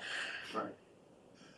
It's one thing to have a special town meeting because the timing, Yeah, right. sort of compels us to do that, but otherwise spending that money seems, like we digested the memorial project pretty well within a regular town meeting, I thought. I Well, feel like most they're trying towns to- They're do. trying to I bifurcate mean- the expenses so you don't get. No, they're trying to attract a welcome audience, a Yes. welcome. Well, that's- yeah. Exactly. Well, and that's Exactly by moving all the other budget items, okay? No one's gonna sit there and say, well, we just, now you're asking for this, is after we've already approved Right. $30 million somewhere else. Yeah. This is gamesmanship. Yes, yeah, Maybe we don't wanna play the game. right. Well, that's a question. Are we in the business of arranging the voting calendar either for or against any particular issue or item that might be on the vote? And is that Is that our job? No. No. Even though, I don't, you know, whether they have a plus or they vote for it or they don't vote for it, I mean, I don't know much about it myself, but If they're gonna have their schematics in October, no one has an opportunity to review them. Yeah. All right, and how Including long the does it take state. to vet the, even the Right. rotunda? It took us 2 or 3 It sounds like months. it's a spring town meeting the following Yeah. year. Might be. They have a drop dead, I think, of August of '27. There is a timing mechanism with the MSBA certainly, so that does come into it. And that could, you know, if they're not ready in November, but April's too late, that could compel us to go for something in between. But You what just is need to the, get what ready is in the holdup November. on the schematic? I think they want 2 whacks at the pie. I don't think there's a holdup on schematics, it's just, this is how the schedule is playing out. Well anyways, I think Ann's point is, should we be budgeting for an additional fall town meeting? And we have, it sounds like there's a lot of other questions. to There are a be lot of answered questions. before we go. I think we should budget for that, because whether it, as long as it happens before the 1st of July, it's in this next fiscal year. Mhm. I And don't think we should budget for it. Back to the original What question, is- why wouldn't we ask the school to pay for it? That's what I'm saying. Why wouldn't, If they're gonna do it in both towns. they can put it in their budget. And we'll end up paying for it anyway. Right, Still. right, but It's not on our operational budget. Yeah, it will It's be, up our 2 middle. to 1. But it can In come fact, through the that's- we'll FinCom pay more. reserve if it has to. I mean, I don't think we should be budgeting for things we don't know whether No, they'll exactly, occur or no. not. But also I Exactly think right. that All right, we got it. I think that a fall town meeting, for our purposes, is included in this budget. And I think that we can make a decision as to whether we want Separate. to do them together. Because at this point, we have no idea if there's anything going on in the fall. Yeah, we don't know. We shouldn't even think about what's gonna be in We the didn't fall. even have but, one this year. you know. What would be the difference in cost, like, so they wanna skip a night, which I don't really You understand, can't but get those, you'll get the. Well, I had a what would be the difference in cost of doing an extra night at town meeting instead of skipping a night? And what is the idea behind skipping a night? I don't think it's. Oh, they No, have to just skip to- a night because no, there's Essex only manager. one building committee and there's only one superintendent. You can't be in 2 places at once.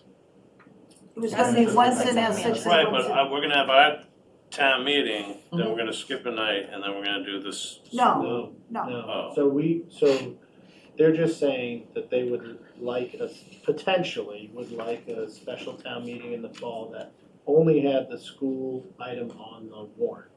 Separate from any other potential fall town meeting topics that we might wanna do on our own, whether that be a day apart, a month apart, that's not really what they're getting into. Okay.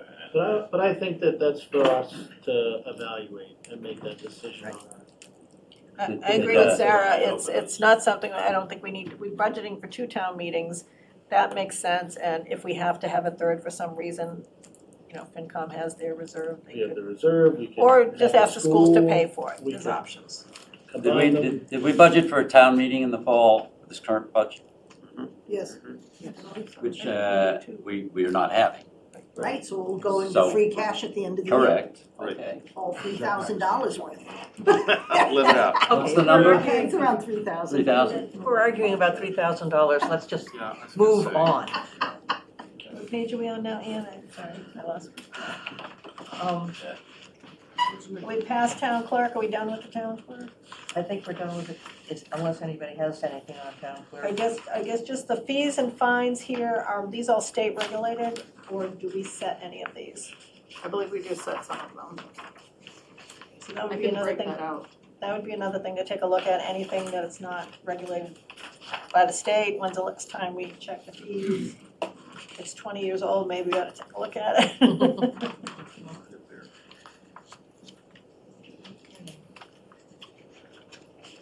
So we've got the page of fees, and the next is 25, which is finance and accounting.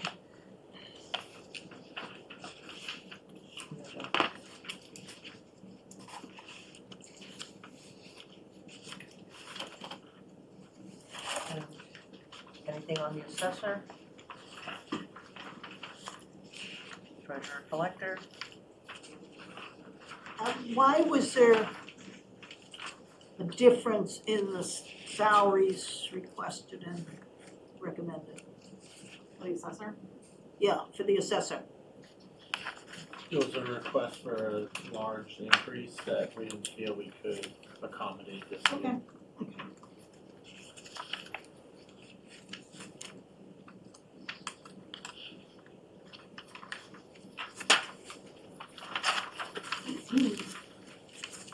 Good answer.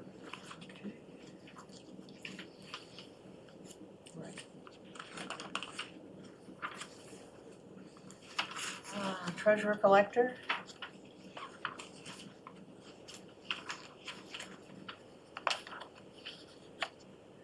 Okay. Land use.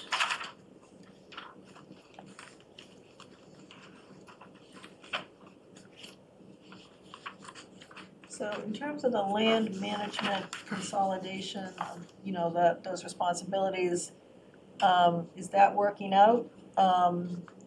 And I guess I'm not clear on what their responsibilities are beyond like planning board, ZBA. It seems like there's a lot of Concom board support as opposed to, are there any other land related items that would be part of this responsibility? So for example, the DPW budget has some stuff in there. There's tree maintenance, there's other things related to land, not infrastructure. This says 25,000 for professional services. So I'm just wondering what, you know, is there anything left in the DPW budget or other budgets that should be under here? I don't know. I don't think so. I don't know. Okay. I don't think so. Not Okay. that, none that come to mind. We had a recommendation that the building inspector be in land management. You know, so it's something that we can continue to Okay. talk about. I think that land management is pretty diverse as it is. There's a lot to manage there right now. It really hasn't even had the opportunity to Right. flourish because the previous clerk, we had a transition with the previous clerk, so hasn't really had an opportunity to kind of get a grip of everything that has fallen under the new Okay, that's fair. organization of itself. I also think there's value to having inspectional services under assessor so that we can make sure that we're collecting all that new growth. But there could be alternatives that we could look No, at. it makes sense to, you know, you've bitten off a chunk of work, make sure it's working before you tinker with it, but that'll be fine.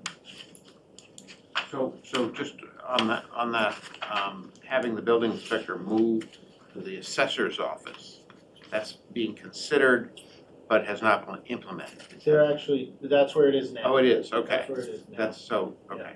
I think at one point there was a discussion about potentially moving inspectional services to land management. I see, okay, thank you. That was part of the So again, the way it's broken out, it's a little difficult scheme that was to sold. separate out. Like on page 26, the assessor's office is the building inspector. I thought I saw it under DPW, so is the building inspector's salary on page 26 under the salaries area, or is the building inspector's salary still under DPW? It's not DPW. It's public I'm sorry, safety. wherever it is. It's a separate. Public Public safety. Under public safety. safety. Public safety, okay, so why? Is building Just inspectors said- under public safety? What? Yeah, so I, see that. you know, Inherited there's a lot of Stuff. a lot of changes I would make. Yeah. But I didn't want to shock the system Didn't right out of the gate. But there's, you know, even there was some reorg in finance too. Right. And those are still kind of separated within the budget. So I wouldn't mind reorganizing the structure of the budget to reflect what's actually occurring. I think it should be, how are you For gonna hold next people year. accountable, you know?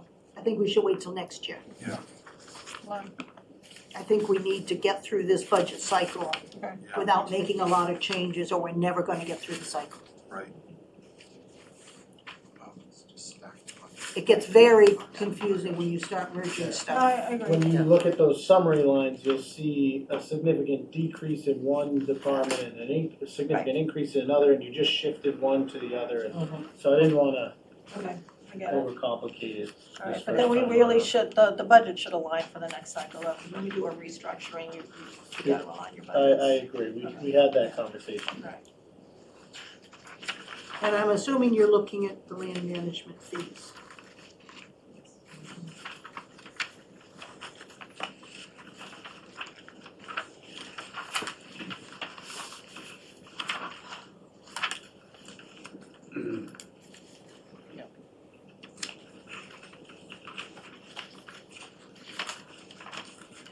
Actually, it's a good, land management is kind of a good example of how the budget was restructured to roll everything in under, right? And then it was kind of difficult to look back to see those trends because of It's that. always true with a restructuring, it's painful, you just gotta at some point rip the Band-Aid off. Yeah, Not fun, but necessary.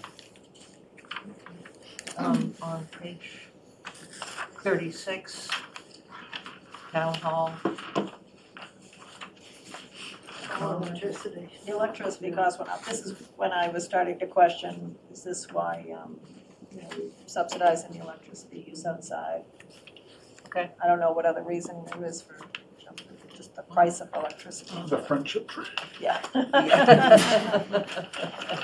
So I think does it's the, because the actual in 2025 was 87,500. And we budgeted 45,000. Again, the question is though, what are we paying for? so is it streetlights, I think- Andrew? Streetlights are elsewhere. No, streetlights are separate. Town hall. This is- yeah, This town is the hall. new, Town it's a hall. new heating It's system. all this electric. Yep, it's all the new heating system. But it was electric before. There's heat pumps, it's- there's the it's the- electrical charging. But it wasn't heated to 80 degrees before. Very cool. Six. Well, as the town fathers get older, all right, Only some. heating is very important salary. You can ask John. Get a that sits sweater. over the- I always come with a sweater to these Cold meetings. corner over That's a here. cold corner right there. Pension, we don't have any choice. They send us a bill, we pay it. We're not accounting for. And I think everybody knows about insurance. And the insurance number, we should get something good in February, is that right? Usually they announce something at the MMA conference in January, but final numbers to individual communities is right around, it's our Valentine's Day gift Okay. typically. Is it something good? That's a poor choice of words. Okay.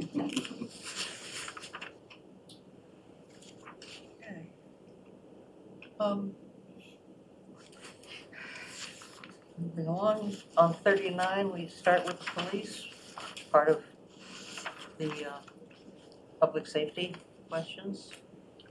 So some of the questions that I had on the police is I saw notations in Parks and Rec about this being a July 4th year and the police costs were whatever they were, and I wasn't sure if the police increase was due to the July 4th activity or whether or not that's in the Parks and Rec budget. I think It's in the Park and Rec Rec. budget. Oh, I it put is in under the Park- 4th of July. Okay, so that Yes. police So is it's in separate. that line, okay, so now Yeah. why is the police? Then I guess I have questions. Well, what was as the to- cost of, what's the cost of living increase in the police this contract year? 3, 3%. okay.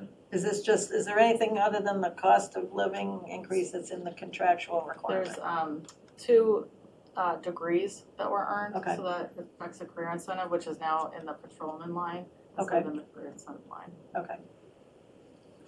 And then,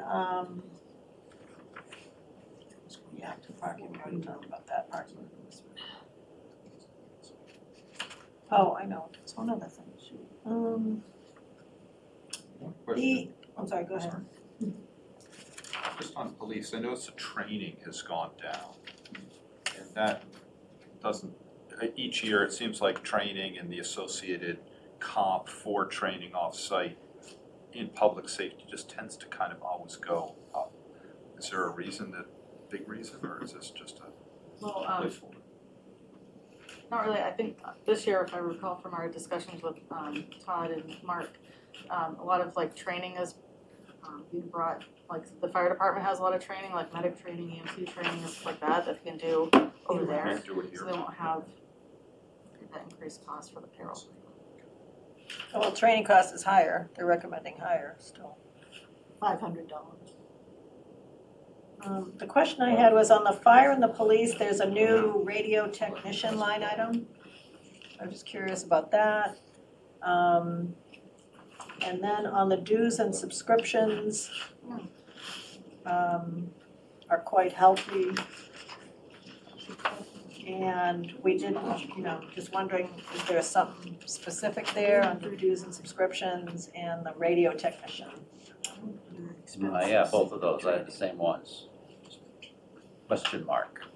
The dues and subscriptions went up because of the new cost for the request FOIA, the public records request. We have the public safety version of that for them, which has to be separate from the town because of all the confidentiality and other requirements. Yeah, I'm sorry, is it software or manual effort? Software, it's a software Software? subscription. And then there's another software subscription that called Blue Voice, which is like an Oh, yeah, he AI talked to us about assist. that. So that's the cost that's in the So that's subscriptions.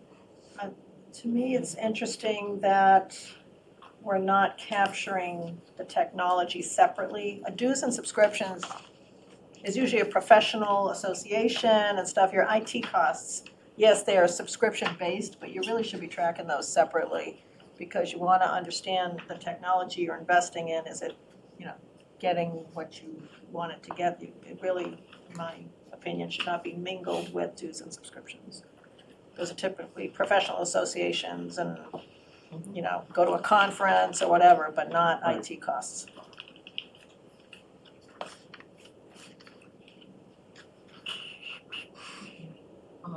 So what's this radio technician thing?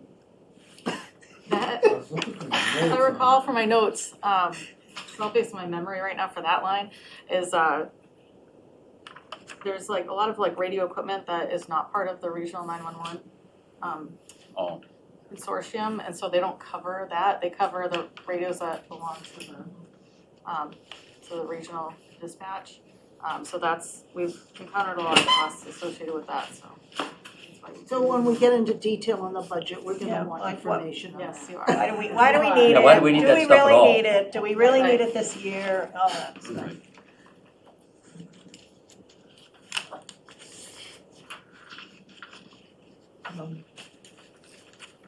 Anything on animal control?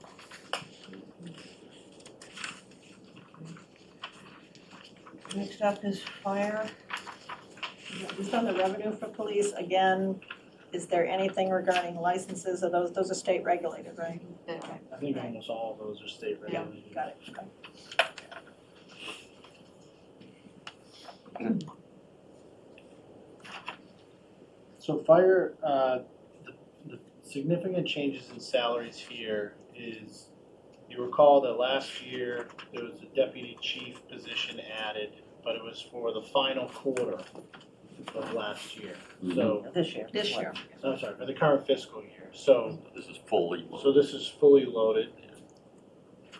We also, with the addition of the SAFER grant, we have we own 25% of that cost, so it's 4 new firefighters. We have, in year 1, the obligation to pay for 25%, so 1 of those full-time firefighters. The SAFER grant requires that we maintain a staff count of 21. So what will actually be a staff count of 22, or what you'll see in the town administrator recommended budget, and Chief McNeely's on the call here, is what we did was, come January of the next fiscal year, we expect a lieutenant to retire. With the lieutenant retiring and then promotion within, a firefighter position will not be backfilled, but it's only for 6 months of the fiscal year. So it's kind of a multi-layered. So that all makes sense, but this is one of the reasons why we need a head count chart. Yeah, and As I part of the think budgets. that this needs further Yeah. discussion. Yeah. Because I think there's the opportunity to perhaps have a deputy chief from within and not fill that position and leave the number of positions at 21 as was submitted in the SAFER grant. I Right, think that needs to be looked at. We do need to look at that, and I did not, it didn't register with me that when we accepted the SAFER grant, we were committing to a particular headcount for a particular, how many years? 3-year period. Okay, because we specifically have kept the fire headcount down because we wanted the call firefighter program beefed up. It's been very successful, but we, my understanding, we had no commitment to fully staff the firefighters, for the 2 in, 2 out, or whatever the, the regulation or desire is with just full-time firefighters. We were beefing up the call force to make sure that the staffing is appropriate. So I feel like I personally have lost track of that a little bit. And I think we need to your point, Sarah, we need to really take a hard look at that. So my understanding is that there's a potential to capture additional revenue through our ambulance service. But in order to capture that, we have to have 4 firefighters on a shift. The SAFER grant allows us to get to that point with only 25% of the cost. So that for the next 3 years, we can see if we, what the cost benefit analysis of that is. As long as no one comes looking for a 3rd ambulance. Well, When and you're I- talking staffing, right? I think when we approved the deputy chief, that was long before we considered bringing 4 new firefighters. Correct. So it's a different discussion. It is a different discussion, yeah. It is, but Probably not for tonight. Right, not for tonight, but it's a deep dive worthy Yeah. discussion. But 2 points, I think, just for tonight. We talk about revenue with ambulance, and it's really about reducing loss. Yeah. The ambulance is not a moneymaker. Nobody's putting net income into free cash from ambulance. So I think it's a terminology issue that we just need to really understand. The second thing that I just heard, but haven't heard before, is that we are required to have 21. When I hear required in 21, I immediately think overtime. If we are required to maintain a team of 21, that means the overtime denominator has gotten bigger. And I think we're just gonna wanna watch that, because as you can see in prior No, years, it's we have a had. staffing of 21, not 21 on duty, Correct. which is Correct. different. But the staffing of 4 and 4 means we just need to watch Right. overtime, because we have had big overtime numbers in the past. And as we roll to the end of the year, we're scrambling to figure out how to cover overtime in the last 2 weeks of the fiscal year. So it's just kind of let's make sure we keep an eye on that, or we plan around that, that's all I'm saying.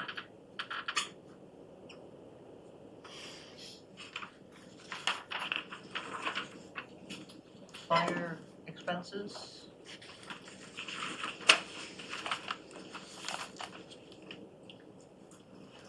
New professional services line item, question on that.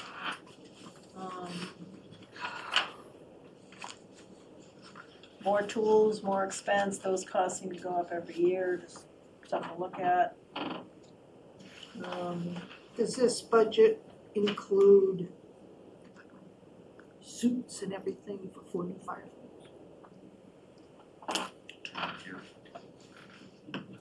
I'll double check, I know he added 9,000 at the bottom for new, PPE. That's But he also- PFA's free, that's different, that's like replacing everyone's. not everyone's, it's gonna be on a rotating thing, but he does have some included in equipment as well. Okay. So the increased headcount is driving up expense I costs don't know for- if it's for in here or fiber. not, that's what I'm Yeah. asking. And so another reason why we have to keep an eye on that.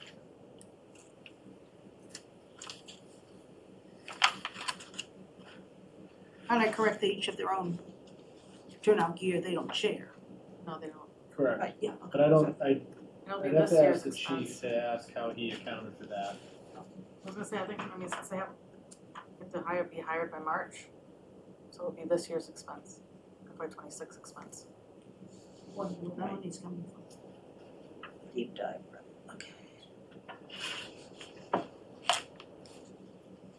So on the fire revenue, we just upped the fees, I recall, on some of the permits or inspections. Again, that's why it'd be really nice to have a trend with the detail to see, you know, what is that getting us?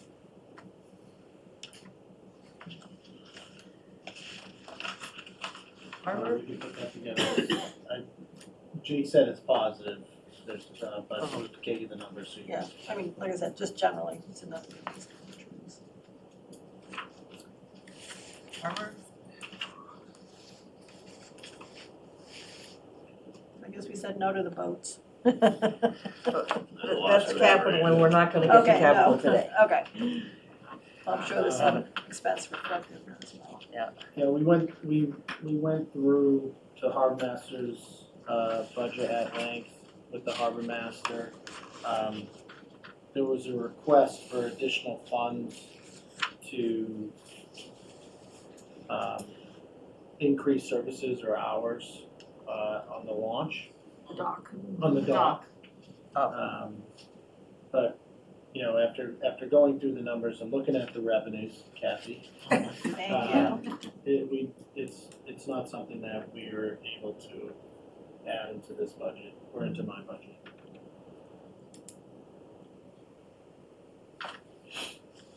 So that green, what's in green though, was that in not accommodating the request, I actually made a more negative impact, as if the request was never made. I actually created a decrease to the harbor budget, so after going through with Brian, we reloaded that in. So my budget has just an increase of $329 in harbor master salaries compared to last year.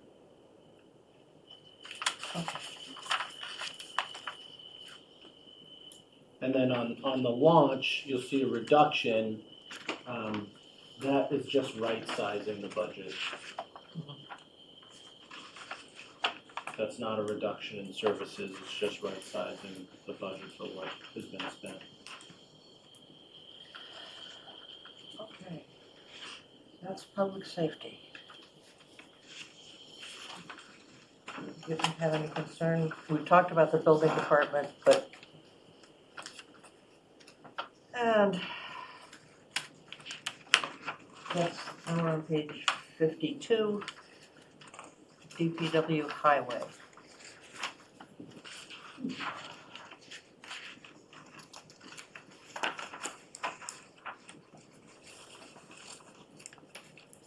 DPW highway going once. So, just, yeah, one question, sorry. Excuse me. Had a question on, we were talking about training earlier. Mhm. And do these people ever receive any training? Because that line item was a little disappointing. I would say the actuals, 253. Are we not training these people, or the cost just covered differently? You know, we have Jody Morse here from Friends of Trees. We have a meeting with Chuck on Thursday on the tree policy and stuff like that. We're gonna be talking to him about training. But I just was curious, are these people, I think that training is mostly, those funds are mostly for training at the department head level or higher level, and they have not had the time to be able to go to those types of things in the past few years. So I did reduce it. Yeah. Slightly, but I want to encourage that Right. they go to those things. my So note you here, wanna- it's disappointing. That it hasn't been spent That has more? not, Yeah. that we haven't spent anything Yeah. to train folks, that's in 3 years, I mean, that's disappointing, so, but we don't have the actuals for this year, so, again, it's hard to see. I think also the last couple of years, Maya, our insurance carrier, offers a lot of training and we've been taking advantage of that. They're really great trainings and we also get a premium reduction. They're what, I'm sorry? A premium reduction Okay, based on excellent. like, attendance and things like that, so So we is really the just kind of DPW steer able to to take that. advantage of that? Yeah, Are they taking advantage? they are, Yeah. Good, okay, so that's Like- great, excellent. yeah. I think it would be helpful to have a breakdown of the management salaries between the various subsections of the DPW. Yes, I know, I owe you that, I was Okay. pasting in this, I just didn't have time to do that. Okay, So I have it on my list. Thank you, Sarah. Snow removal? They did the sidewalks. Yes, Not mine. I'll go check again when I get home. okay. Go, I tell you what, why don't you check on Wednesday? 28 degrees. Or Friday. Yeah. Friday's supposed to be 50. Street lighting. Is snow removal done in-house or is it done by contractor? Both. Okay. We do have some contractors as well. Yeah, there's a line for hired equipment at 25,000. I see, okay. Those are the guys that are parked on the site. And this is like the one budget item that I think we can adjust, Right. right, that we can roll over, so it doesn't Oh, sound go over this budget. wrong. And we have a crazy, crazy snow year. It rolls into a 3-year average, I believe. No, the maximum we can, what we budget is based on the 5-year average. Right. We can't go Okay. below it, right? Well, I think we can. Well, you but- can. Jumping through You hoops. have to make your I think case. we can, but. Is that a rule? Yeah, it's like a DOR Go ahead. requirement. Yeah, it's a DOR requirement. I have to submit a separate report every year on just the snow and ice budget. And they look at that very closely and, you know, they don't want Yeah, you you're saying it's all. charging like, you know, $1 million in your snow and ice budget, because obviously you're overcharging taxpayers, but you also don't wanna under and then get in trouble at the end of the year either. So they really take a hard look at that. So it's, if we wanna say we wanna increase it, but our average only shows that we've spent so much, they're gonna be like, why? You know, the crystal ball, if you know what the snow's gonna be next year and things like that. So even 1 year bump, they might not consider that. And if we overspend the budget, we can pay for it in the next fiscal year. Can it go more than one fiscal year? It can, but we get dinged twice. So if we don't come up with any other funds to cover that deficit in snow and ice in the current fiscal year of the deficit, we get dinged on free cash, so they reduce our free cash by that deficit amount, and we have to raise it on the tax recap. That's why you try and find the money. Street lighting?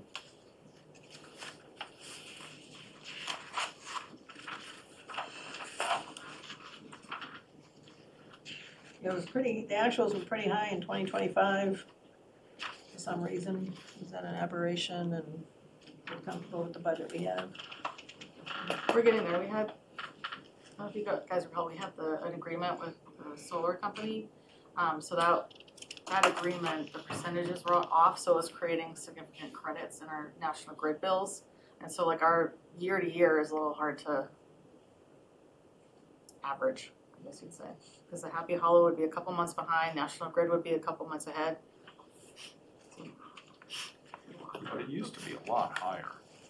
I mean, like, years ago, it was 5 times this number for streetlights. Really? I So mean, we I were think paying National Grid. Yeah. paying National Grid, and we didn't have For all of LED lights and all the other Yeah. businesses, so, yeah. It's good. I think we've talked about sanitation. Yes, we have. Facilities, any?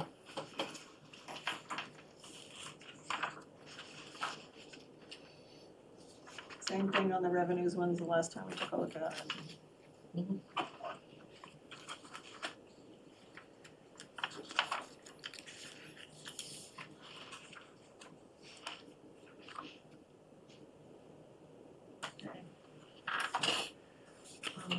What, I just have a quick, why is the fire department building maintenance under the DPW facilities? All the departments, all the buildings Yeah, are all the supposed to. buildings are. So they all just, this is where it all ends up?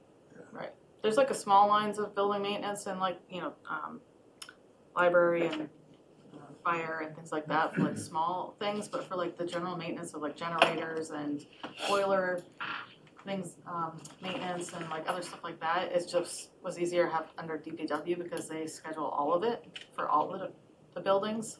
And so it comes in on one bill and So the police department would fall in with town hall because they're here? Right. Okay. But when I looked at the library budget, it also seemed like there was a building maintenance under the library budget. Yeah, I what's- didn't understand why it was there twice. What's that? Same with like the fire department, they have like a small amount, and that's for like, I don't know, they need like wallpapers, It that's was not like example. $10,000 or something, it wasn't small.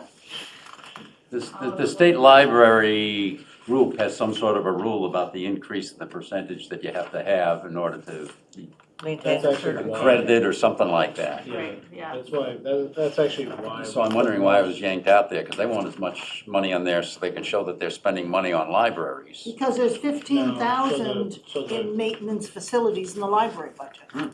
What page is that, That's Sarah? 62. Hey, And do I you think an that should index all would be in the useful? facilities budget.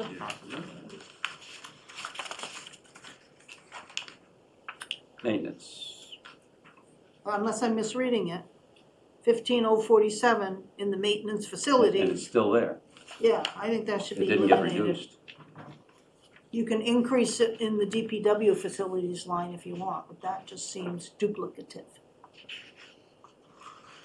On That's the the other way you're hand, the saying maintenance that. of the library has been a problem. Building repair. Yes. I think she's suggesting moving it to DPW, not reducing the Right. cost. Oh, that goes to Getting the it line into drawing. DPW so that there's responsibility. Okay, That's all. Where are you saying that, Emma? Maintenance/facilities. Page 62. It's right under 27 librarian. It's under salaries, ah, maintenance Is facilities. that the, Oh, is that that's custodian? But part of the that's- custodian salary. Does he mow the lawn too?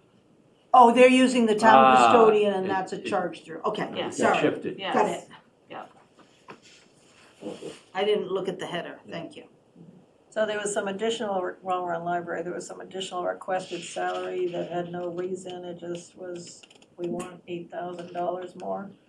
It's- You recommended we don't do that, which is very nice. That's, What were they asking for? that's Saturday hours? Yeah, it's mostly to be able to be open more on the weekends, have more weekend hours, especially I think in the summertime. And have more full-time staff. We've been And, going through During this that for time. years. and again, it's not that I'm not supportive of that desire, it's just given the larger picture of our challenges, I don't think we have the ability to do it this year. No, but they, one question I had is, isn't there a nonprofit that supports them as well? Yeah. And so those revenues are not reflected here because see they're the not check from- town. They're not Winthrop town Fields revenues. I'm sorry, what? What's this check from Winthrop Fields coming in? You mean the I'm- Clara Winthrop? Yeah, the Clara Winthrop, yeah, that's. Yeah, Is that, trust fund. Is that reflected in here? No, it is not. That's a trust fund revenue, not general fund revenue. Okay, so when services that we have are supported by nonprofits like Friends of COA or Friends Friends of of the the Library, none of that revenue is reflected here. And the expense isn't. Right. They're covering things that are not in the budget. They're covering things that are not in the budget. Okay, thank you. Got it. So actually, to your point, back to facilities, library building maintenance Is there?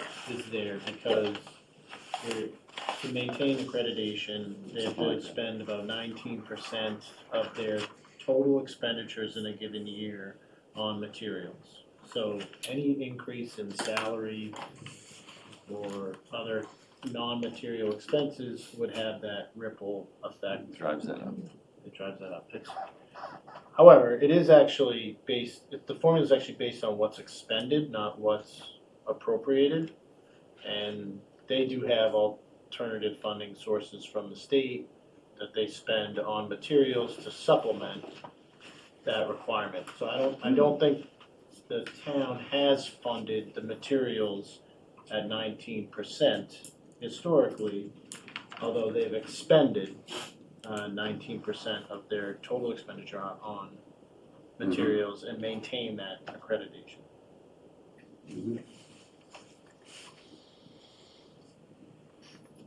It's 104,000 in the budget. So just to understand that a little clearly, Books and magazines. There's 104,000 in the budget, presumably that's coming from taxation. Mhm. And if they have alternative sources of revenue, is that being added above and beyond, or is that offsetting that 104,000? And that's dropping to free cash as a savings and expenses at the end of the year? I think it's being added above and beyond, but I don't think that there's, I mean, I don't know if there's savings here at the end of the year that drops to free cash, and if they're gonna look They back. spend it There might all. be, but not usually in the books, Yeah. materials. Usually they always try and spend that percentage amount. And, some of the trust funds, like, yes, we get that revenue in, but it's like specifically for certain things. Like, we have one trust fund that we get money in, and we use the interest income and stuff like that for just large print books. And the library can use that as part of their calculation for the books and materials. Was the books and magazines line decreased based on the changes that were made in the budget? Can we look at that? Because we took out 8,700, looks like we took out another 4,000. I don't know, but looks like there's adjustments and we need to make sure that they were netted out before that 19% calculation was made. What is the total budget for the library? Not just what's in our taxation budget, but what do they spend? Probably, like, including the general fund No, outside of that. outside of that. Well, we can So we get have the that. state aid and their trust funds, I so. mean, they have to submit a report in order to maintain their accreditation where they show what their total expenditures was and what that was on materials. So there's a report that is available that we can pull to show that. Well, that was not on our list, but thank you for the library. Parks and Rec. Wait a minute. Well. We skipped health. Oh, yeah, we No, did. health was not on our list. Oh, sorry, okay, got it. Oh. Got it. Thank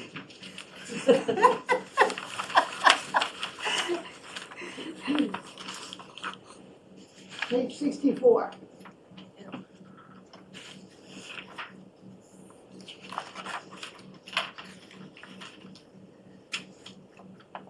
Why is there such a large increase in the program coordinator line?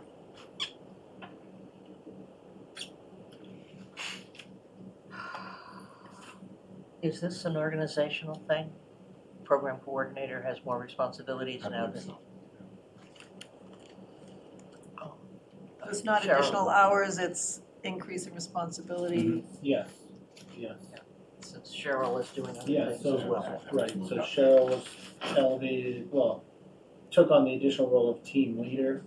Some of those responsibilities have been added to the program coordinator. So it's, That's in the third that's line. So Cheryl's getting the team leader stipend? That's the third line. second line. So that jacked up both numbers, line 2 and line 3.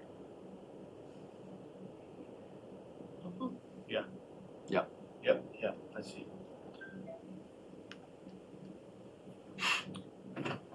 Wow, that's big numbers.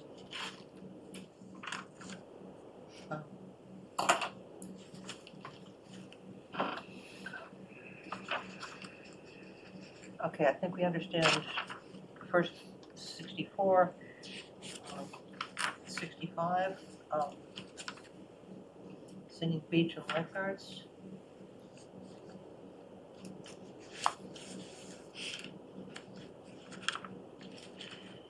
I believe that's just like a COLA adjustment, correct? Yeah, I think last year we had to bump it up quite a bit in order to hire people. Lifeguards, right?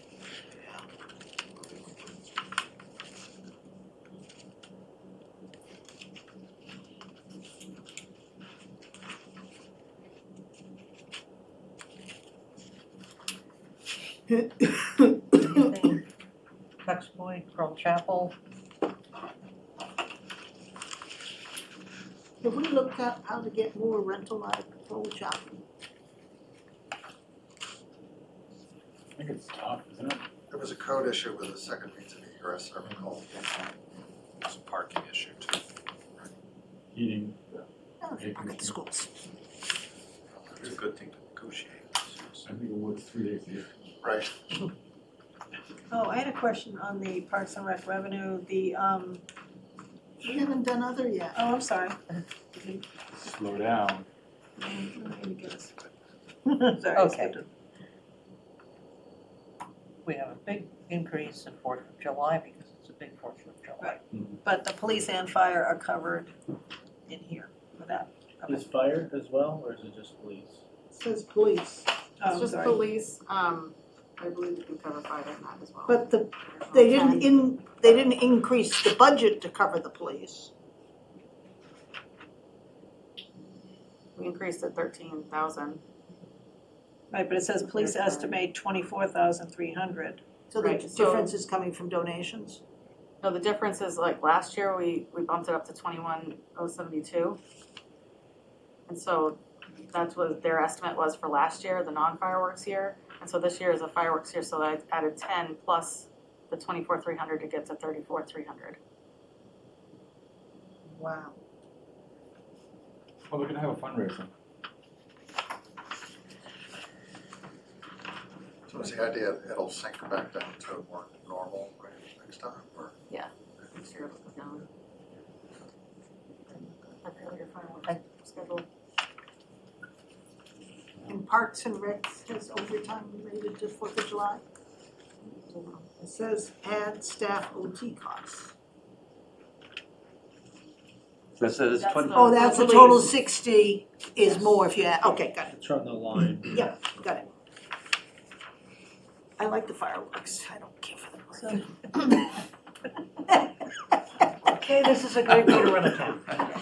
So now we're on revenue. Yeah, sorry. I did not understand the line item, recreation parking stickers. Because we don't have special beach stickers anymore, and we have the non-resident parking up above. So I wasn't sure what recreation parking stickers was for 21,000. Let's look into that. What's that?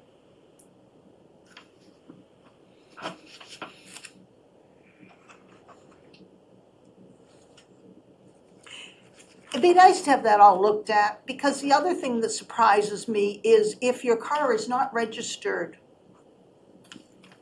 in Manchester and you own a property, you still get a free residence sticker. Well, yeah. All you have to do is show your registration. The first year So they for those had- of us who were here part-time, you know, that's. So you're taxpayers. We're taxpayers, pay the same taxes, and I was entitled to a resident parking sticker because I was here on the weekends and. No, but you got your kids whose cars are registered in different states. Right. They don't pay any But taxes. it's for people who have multiple homeowners. I mean, Multiple homes, every excuse me. town does. Whole thing's a ripoff. But yeah, we gotta take a look at all that. But it was odd because I didn't think Parks and Rec issued parking stickers, so I don't know what that is. Take another look at it. Although, I think I what wanna they say- do is, Yeah.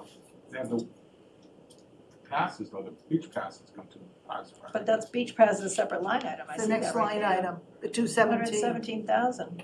I wanna say that the town clerk uses one line and Park and Rec uses the other. I'm sorry, what was it? The town clerk posts to one account number and Park and Rec posts to the other. So you can see which department. So collected what. depending on how the, Look at that. so that still doesn't make sense because we're talking about parking.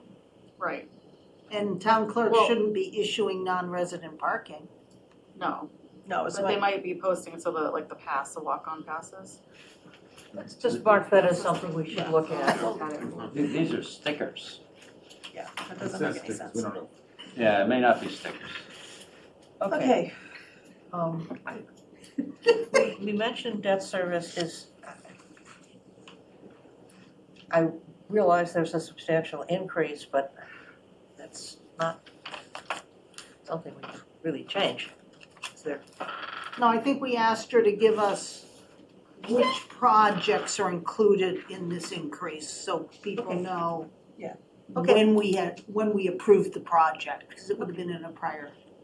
Even though the debt service will not be actually incurred until some future date. She's got a $300,000 increase for bands, for Right, projects that are, instead of issuing long-term debt. okay, I like And so those were projects that were started before today. okay, And the issue is, which projects are they? okay, I agree. We approved the debt for. And it hit our tax rate. They're not the capital items on our capital list. This old These are stuff. things that some other committee that I wasn't a part of agreed to. Like maybe it was the Right, sewer last treatment year. plant Oh, yeah, upgrades. okay, oh, yeah, last Water. year, right. I was Right, the here muffin last- cooker and Yeah, all that right. stuff. I suggest that we have gone through our list, it's getting quite late. If people have concerns about the capital items, and I can understand that you might, I don't wanna sit here until 10 o'clock discussing them right now. So I suggest that people submit, copy me on it just because I'm nosy, but I would like to move on from there. I'll also just add that we still have more, I think, review to go through with the DPW director on the enterprise funds as well. Mhm. We kind of spent a lot of our time on general fund impacts. Mhm. But we obviously want to be mindful of the enterprise of funds and how that's impacting rates. Yep. So we may have changes in that. Yeah, there was no intention of solving all the problems tonight, but just raising the flags where we needed them. So do you anticipate there will be additional changes in this budget book before we meet in January? Yes. Okay. And I reached out to IT about setting up like a folder, so I can save each of these revisions. Yes. So we have the like first, second, third. Great, So okay. I'll reach out when I have that set up. And at some point, if we're gonna, I don't know if we're gonna use ClearGov or not, but if we're gonna use ClearGov, then I think we need a training session. Yeah. True. Yes. I haven't seen that in the budget. We're volunteers, Brian, we're volunteers. And Andrea, do you Sarah, have an when do you, index to this? when do you Or when plan you to open the start product- your every week? Will there be an index to tell you what page to go to for DPW and the like? That's a great idea. I'll look into that. The first Thursday Excellent. in January. Second. Now, The it's late. The eighth? So we're Yeah, meeting Thursday- Thursdays Thurs- this year, Oh, Thursday Thursdays the instead 8th. of Wednesdays. and every week starting January 8th. January 1 or something. Are we meeting this coming Thursday, the 18th? Be the only No, we are not. Thank you. Our next meeting is January 8th, and at that point, we will be going through the entire budget on a overview basis and identifying those areas where we want more information and setting up a schedule of which budgets we'll do each week. If that's okay. Okay, I think, Motion to adjourn. no, We have other business. we have other No, business. I'm planting the seed. Do I have a motion to adjourn the FinCom meeting? Second, yes, The sooner they go, the sooner we can get All out. in favor? Aye. Thank you very much. Thank you. Okay, that was fun, let's do it again next year.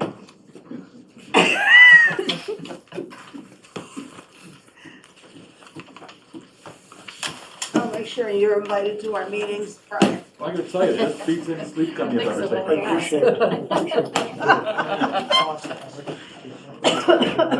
Okay. Just the first meeting. Just the first. We're just gonna hit highlights. Yep. Identify where we need additional information and set the schedule for when we're gonna do each one. Fine, I just just wondering. It could be the first budget is general government, or we don't need department heads or something like that, yeah. Thank you very much. Thank you, Andrea, nice job. There are changes that are gonna happen here. She said she's All right, sending. what else we got going on? We've got liaison updates, which we can probably do briefly. She will produce a PDF I did, yeah. of each John. update. Liaison updates? Let's I see. think the recording is gonna be a little bit muffled if we have two meetings going on here. Okay. Hi, folks. Right, and I'm assuming she'll highlight or something the changes. We're still trying to get home before We're 10. trying to get home, and it's, Have your conversation, get out of here. Debbie won't be able to hear what we're doing.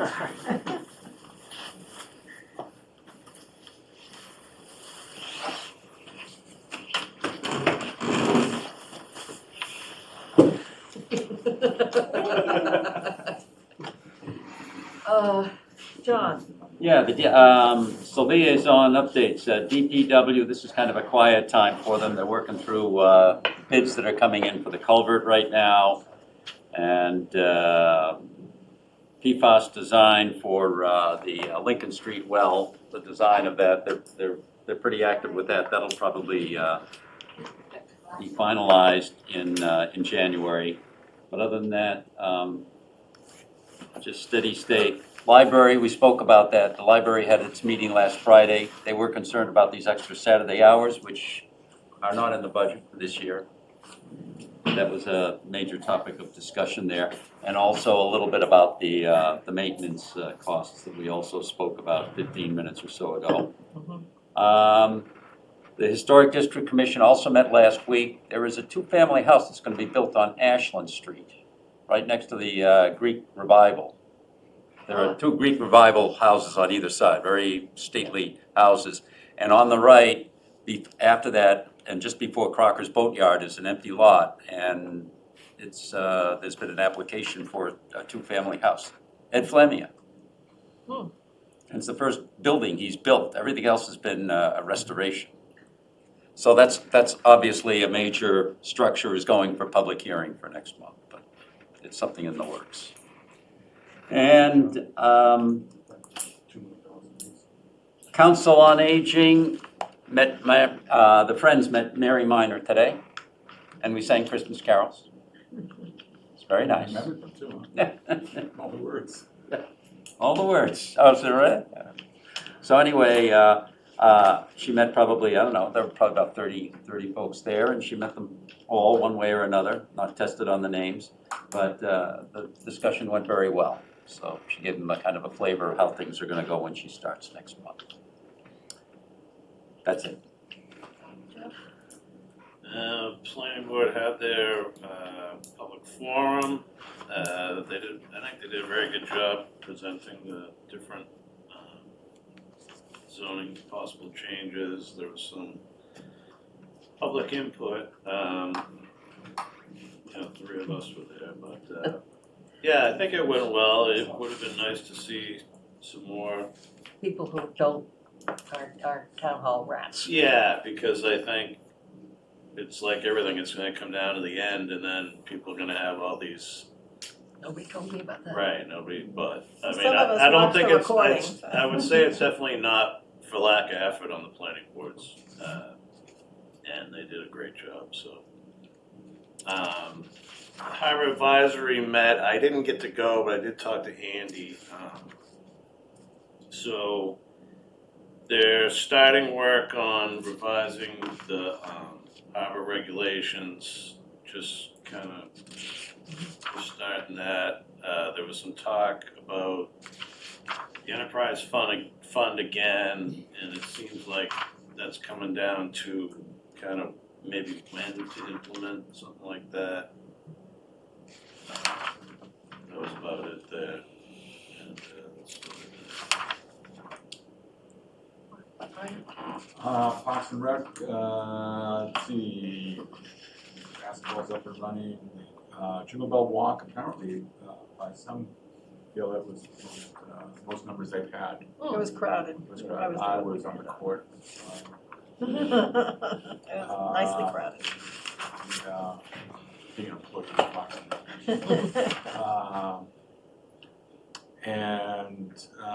Yeah, we're meeting Wednesday night, so at this point, so it's really nothing. Those two updates I got from Cheryl. Santa Claus is making his phone calls to all the little kids in Manchester tomorrow. Oh. Two Santa Clauses making that. He's very busy this time of year. Senior elves. Oh. And so those calls start at 4:30. They follow a very strict script. I hope not. Good Lord. No, there's a list of questions, like, we know everything about the kid before we make the phone call. So the top key on myself making those phone calls. So that's it for Parks and Rec. ZBA meets on Wednesday night. Hot topic being the cargo building, of course. Mhm. So let's talk in 2 weeks on the how everything goes.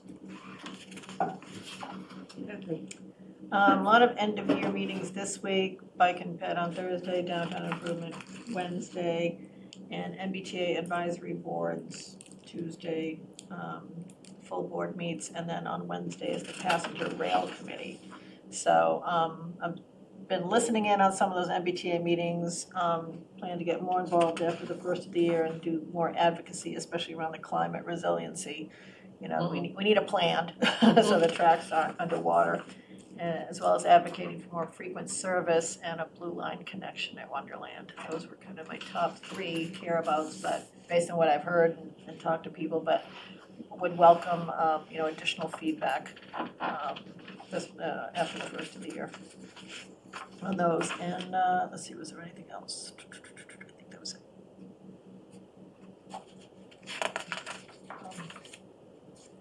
I've talked about the school. They're still working on their budget. They had their first full budget presentation. They presented a level services budget. I think they've increased the headcount by 0.3, which will replace a contracted service. So they found somebody who can take a whole position, and that will save a little bit of money. Talked about what the school building is doing, and I don't know what it is. The Board of Health met, discussed the intermunicipal agreement, and I have a copy of it and I haven't read it. They'll be talking about that on Thursday morning.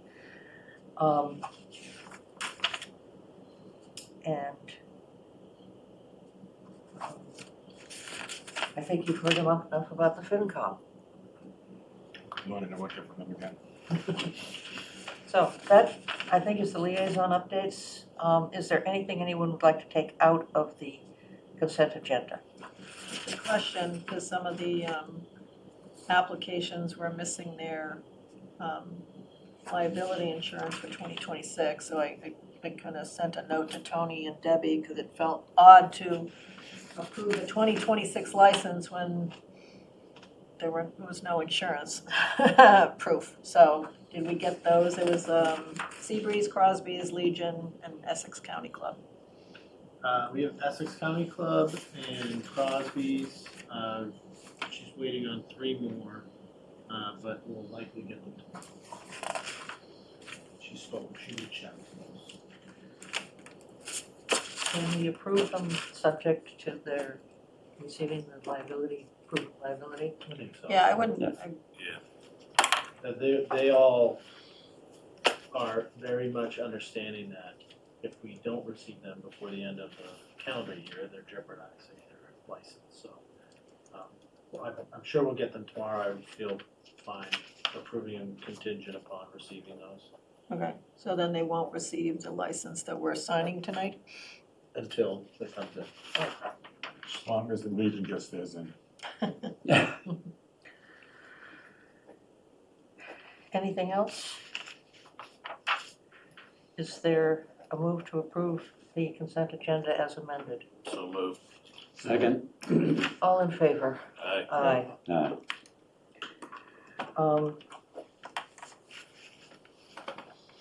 I guess the next thing is the town administrator's report. Really, not much other than budget. It's been constant, budget prep, for the last few weeks here. It will continue, and we're making good progress though. I did want to mention that we're going to host a Christmas tree bonfire this year. Excellent. At Masco in the parking lot. The date is Friday, January 9th, with a wind and rain date of Saturday, January 10th. So obviously if the weather isn't working out either of those days, we're not gonna do it. So will the residents just bring their trees there, or will we? No, DPW is collecting trees this year, that was already in place. So I'd like, just have DPW collect so that they can manage the size of the pile at Masco. Have they ever done that before? There In was, Masco? Oh, a They long used to time have ago. bonfires way back, but it wasn't God, Christmas the trees. bonfire that they had when they tore up the railroad, Yeah, That all the was amazing. Everyone I've Bill spoken to Scott is so was excited down about there it. spraying it with heat and oil. They had one up by the Mac about 6-7 years ago on the, really in the quarry yes. area. Yep, I'm just wondering, what, they just burn in the parking lot? yeah. Not a problem with the asphalt? Nope, no, and it's actually better, it's easy cleanup, Okay. right, So we'll be publicizing that. And they had one on the beach? Did we take our vote yet? I know there was a motion. I think we, I think we did. yes, we did, we took a Yeah. voice, we took a Okay, voice vote rather than an identified. Right. Okay. So we'll be publicizing the details on that, and then, also, Wednesday morning,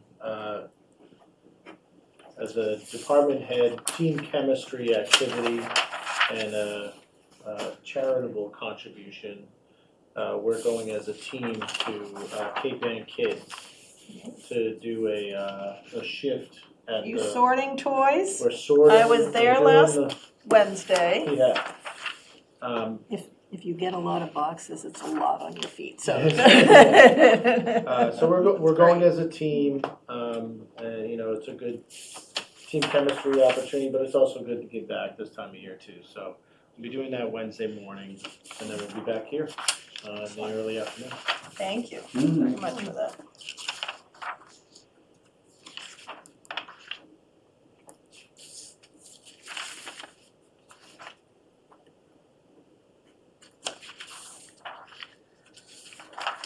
Motion to adjourn?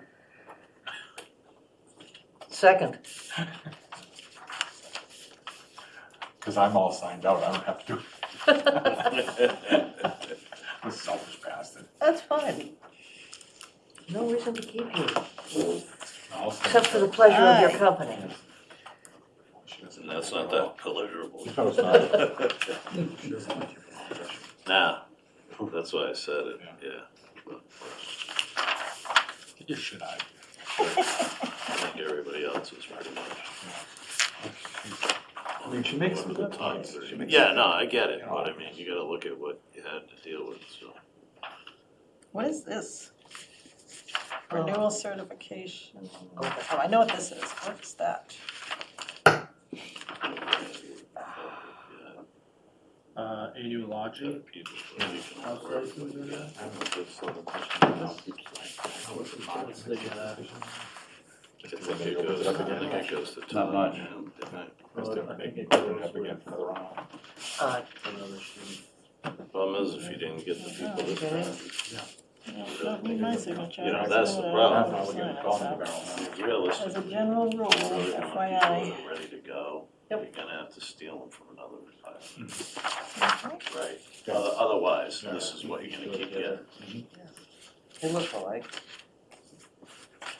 And I'm sure that's not gonna happen.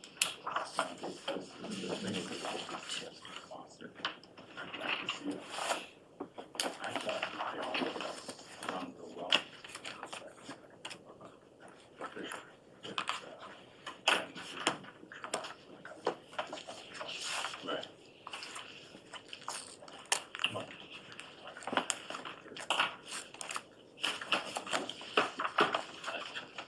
It sounds like it's going to, so, yeah, we'll cover that. Christmas party on Thursday? You took the motion, but you didn't. We didn't take a vote. All in favor? Aye. What are we voting on? The journey. Going home? Aye? Yes, Christmas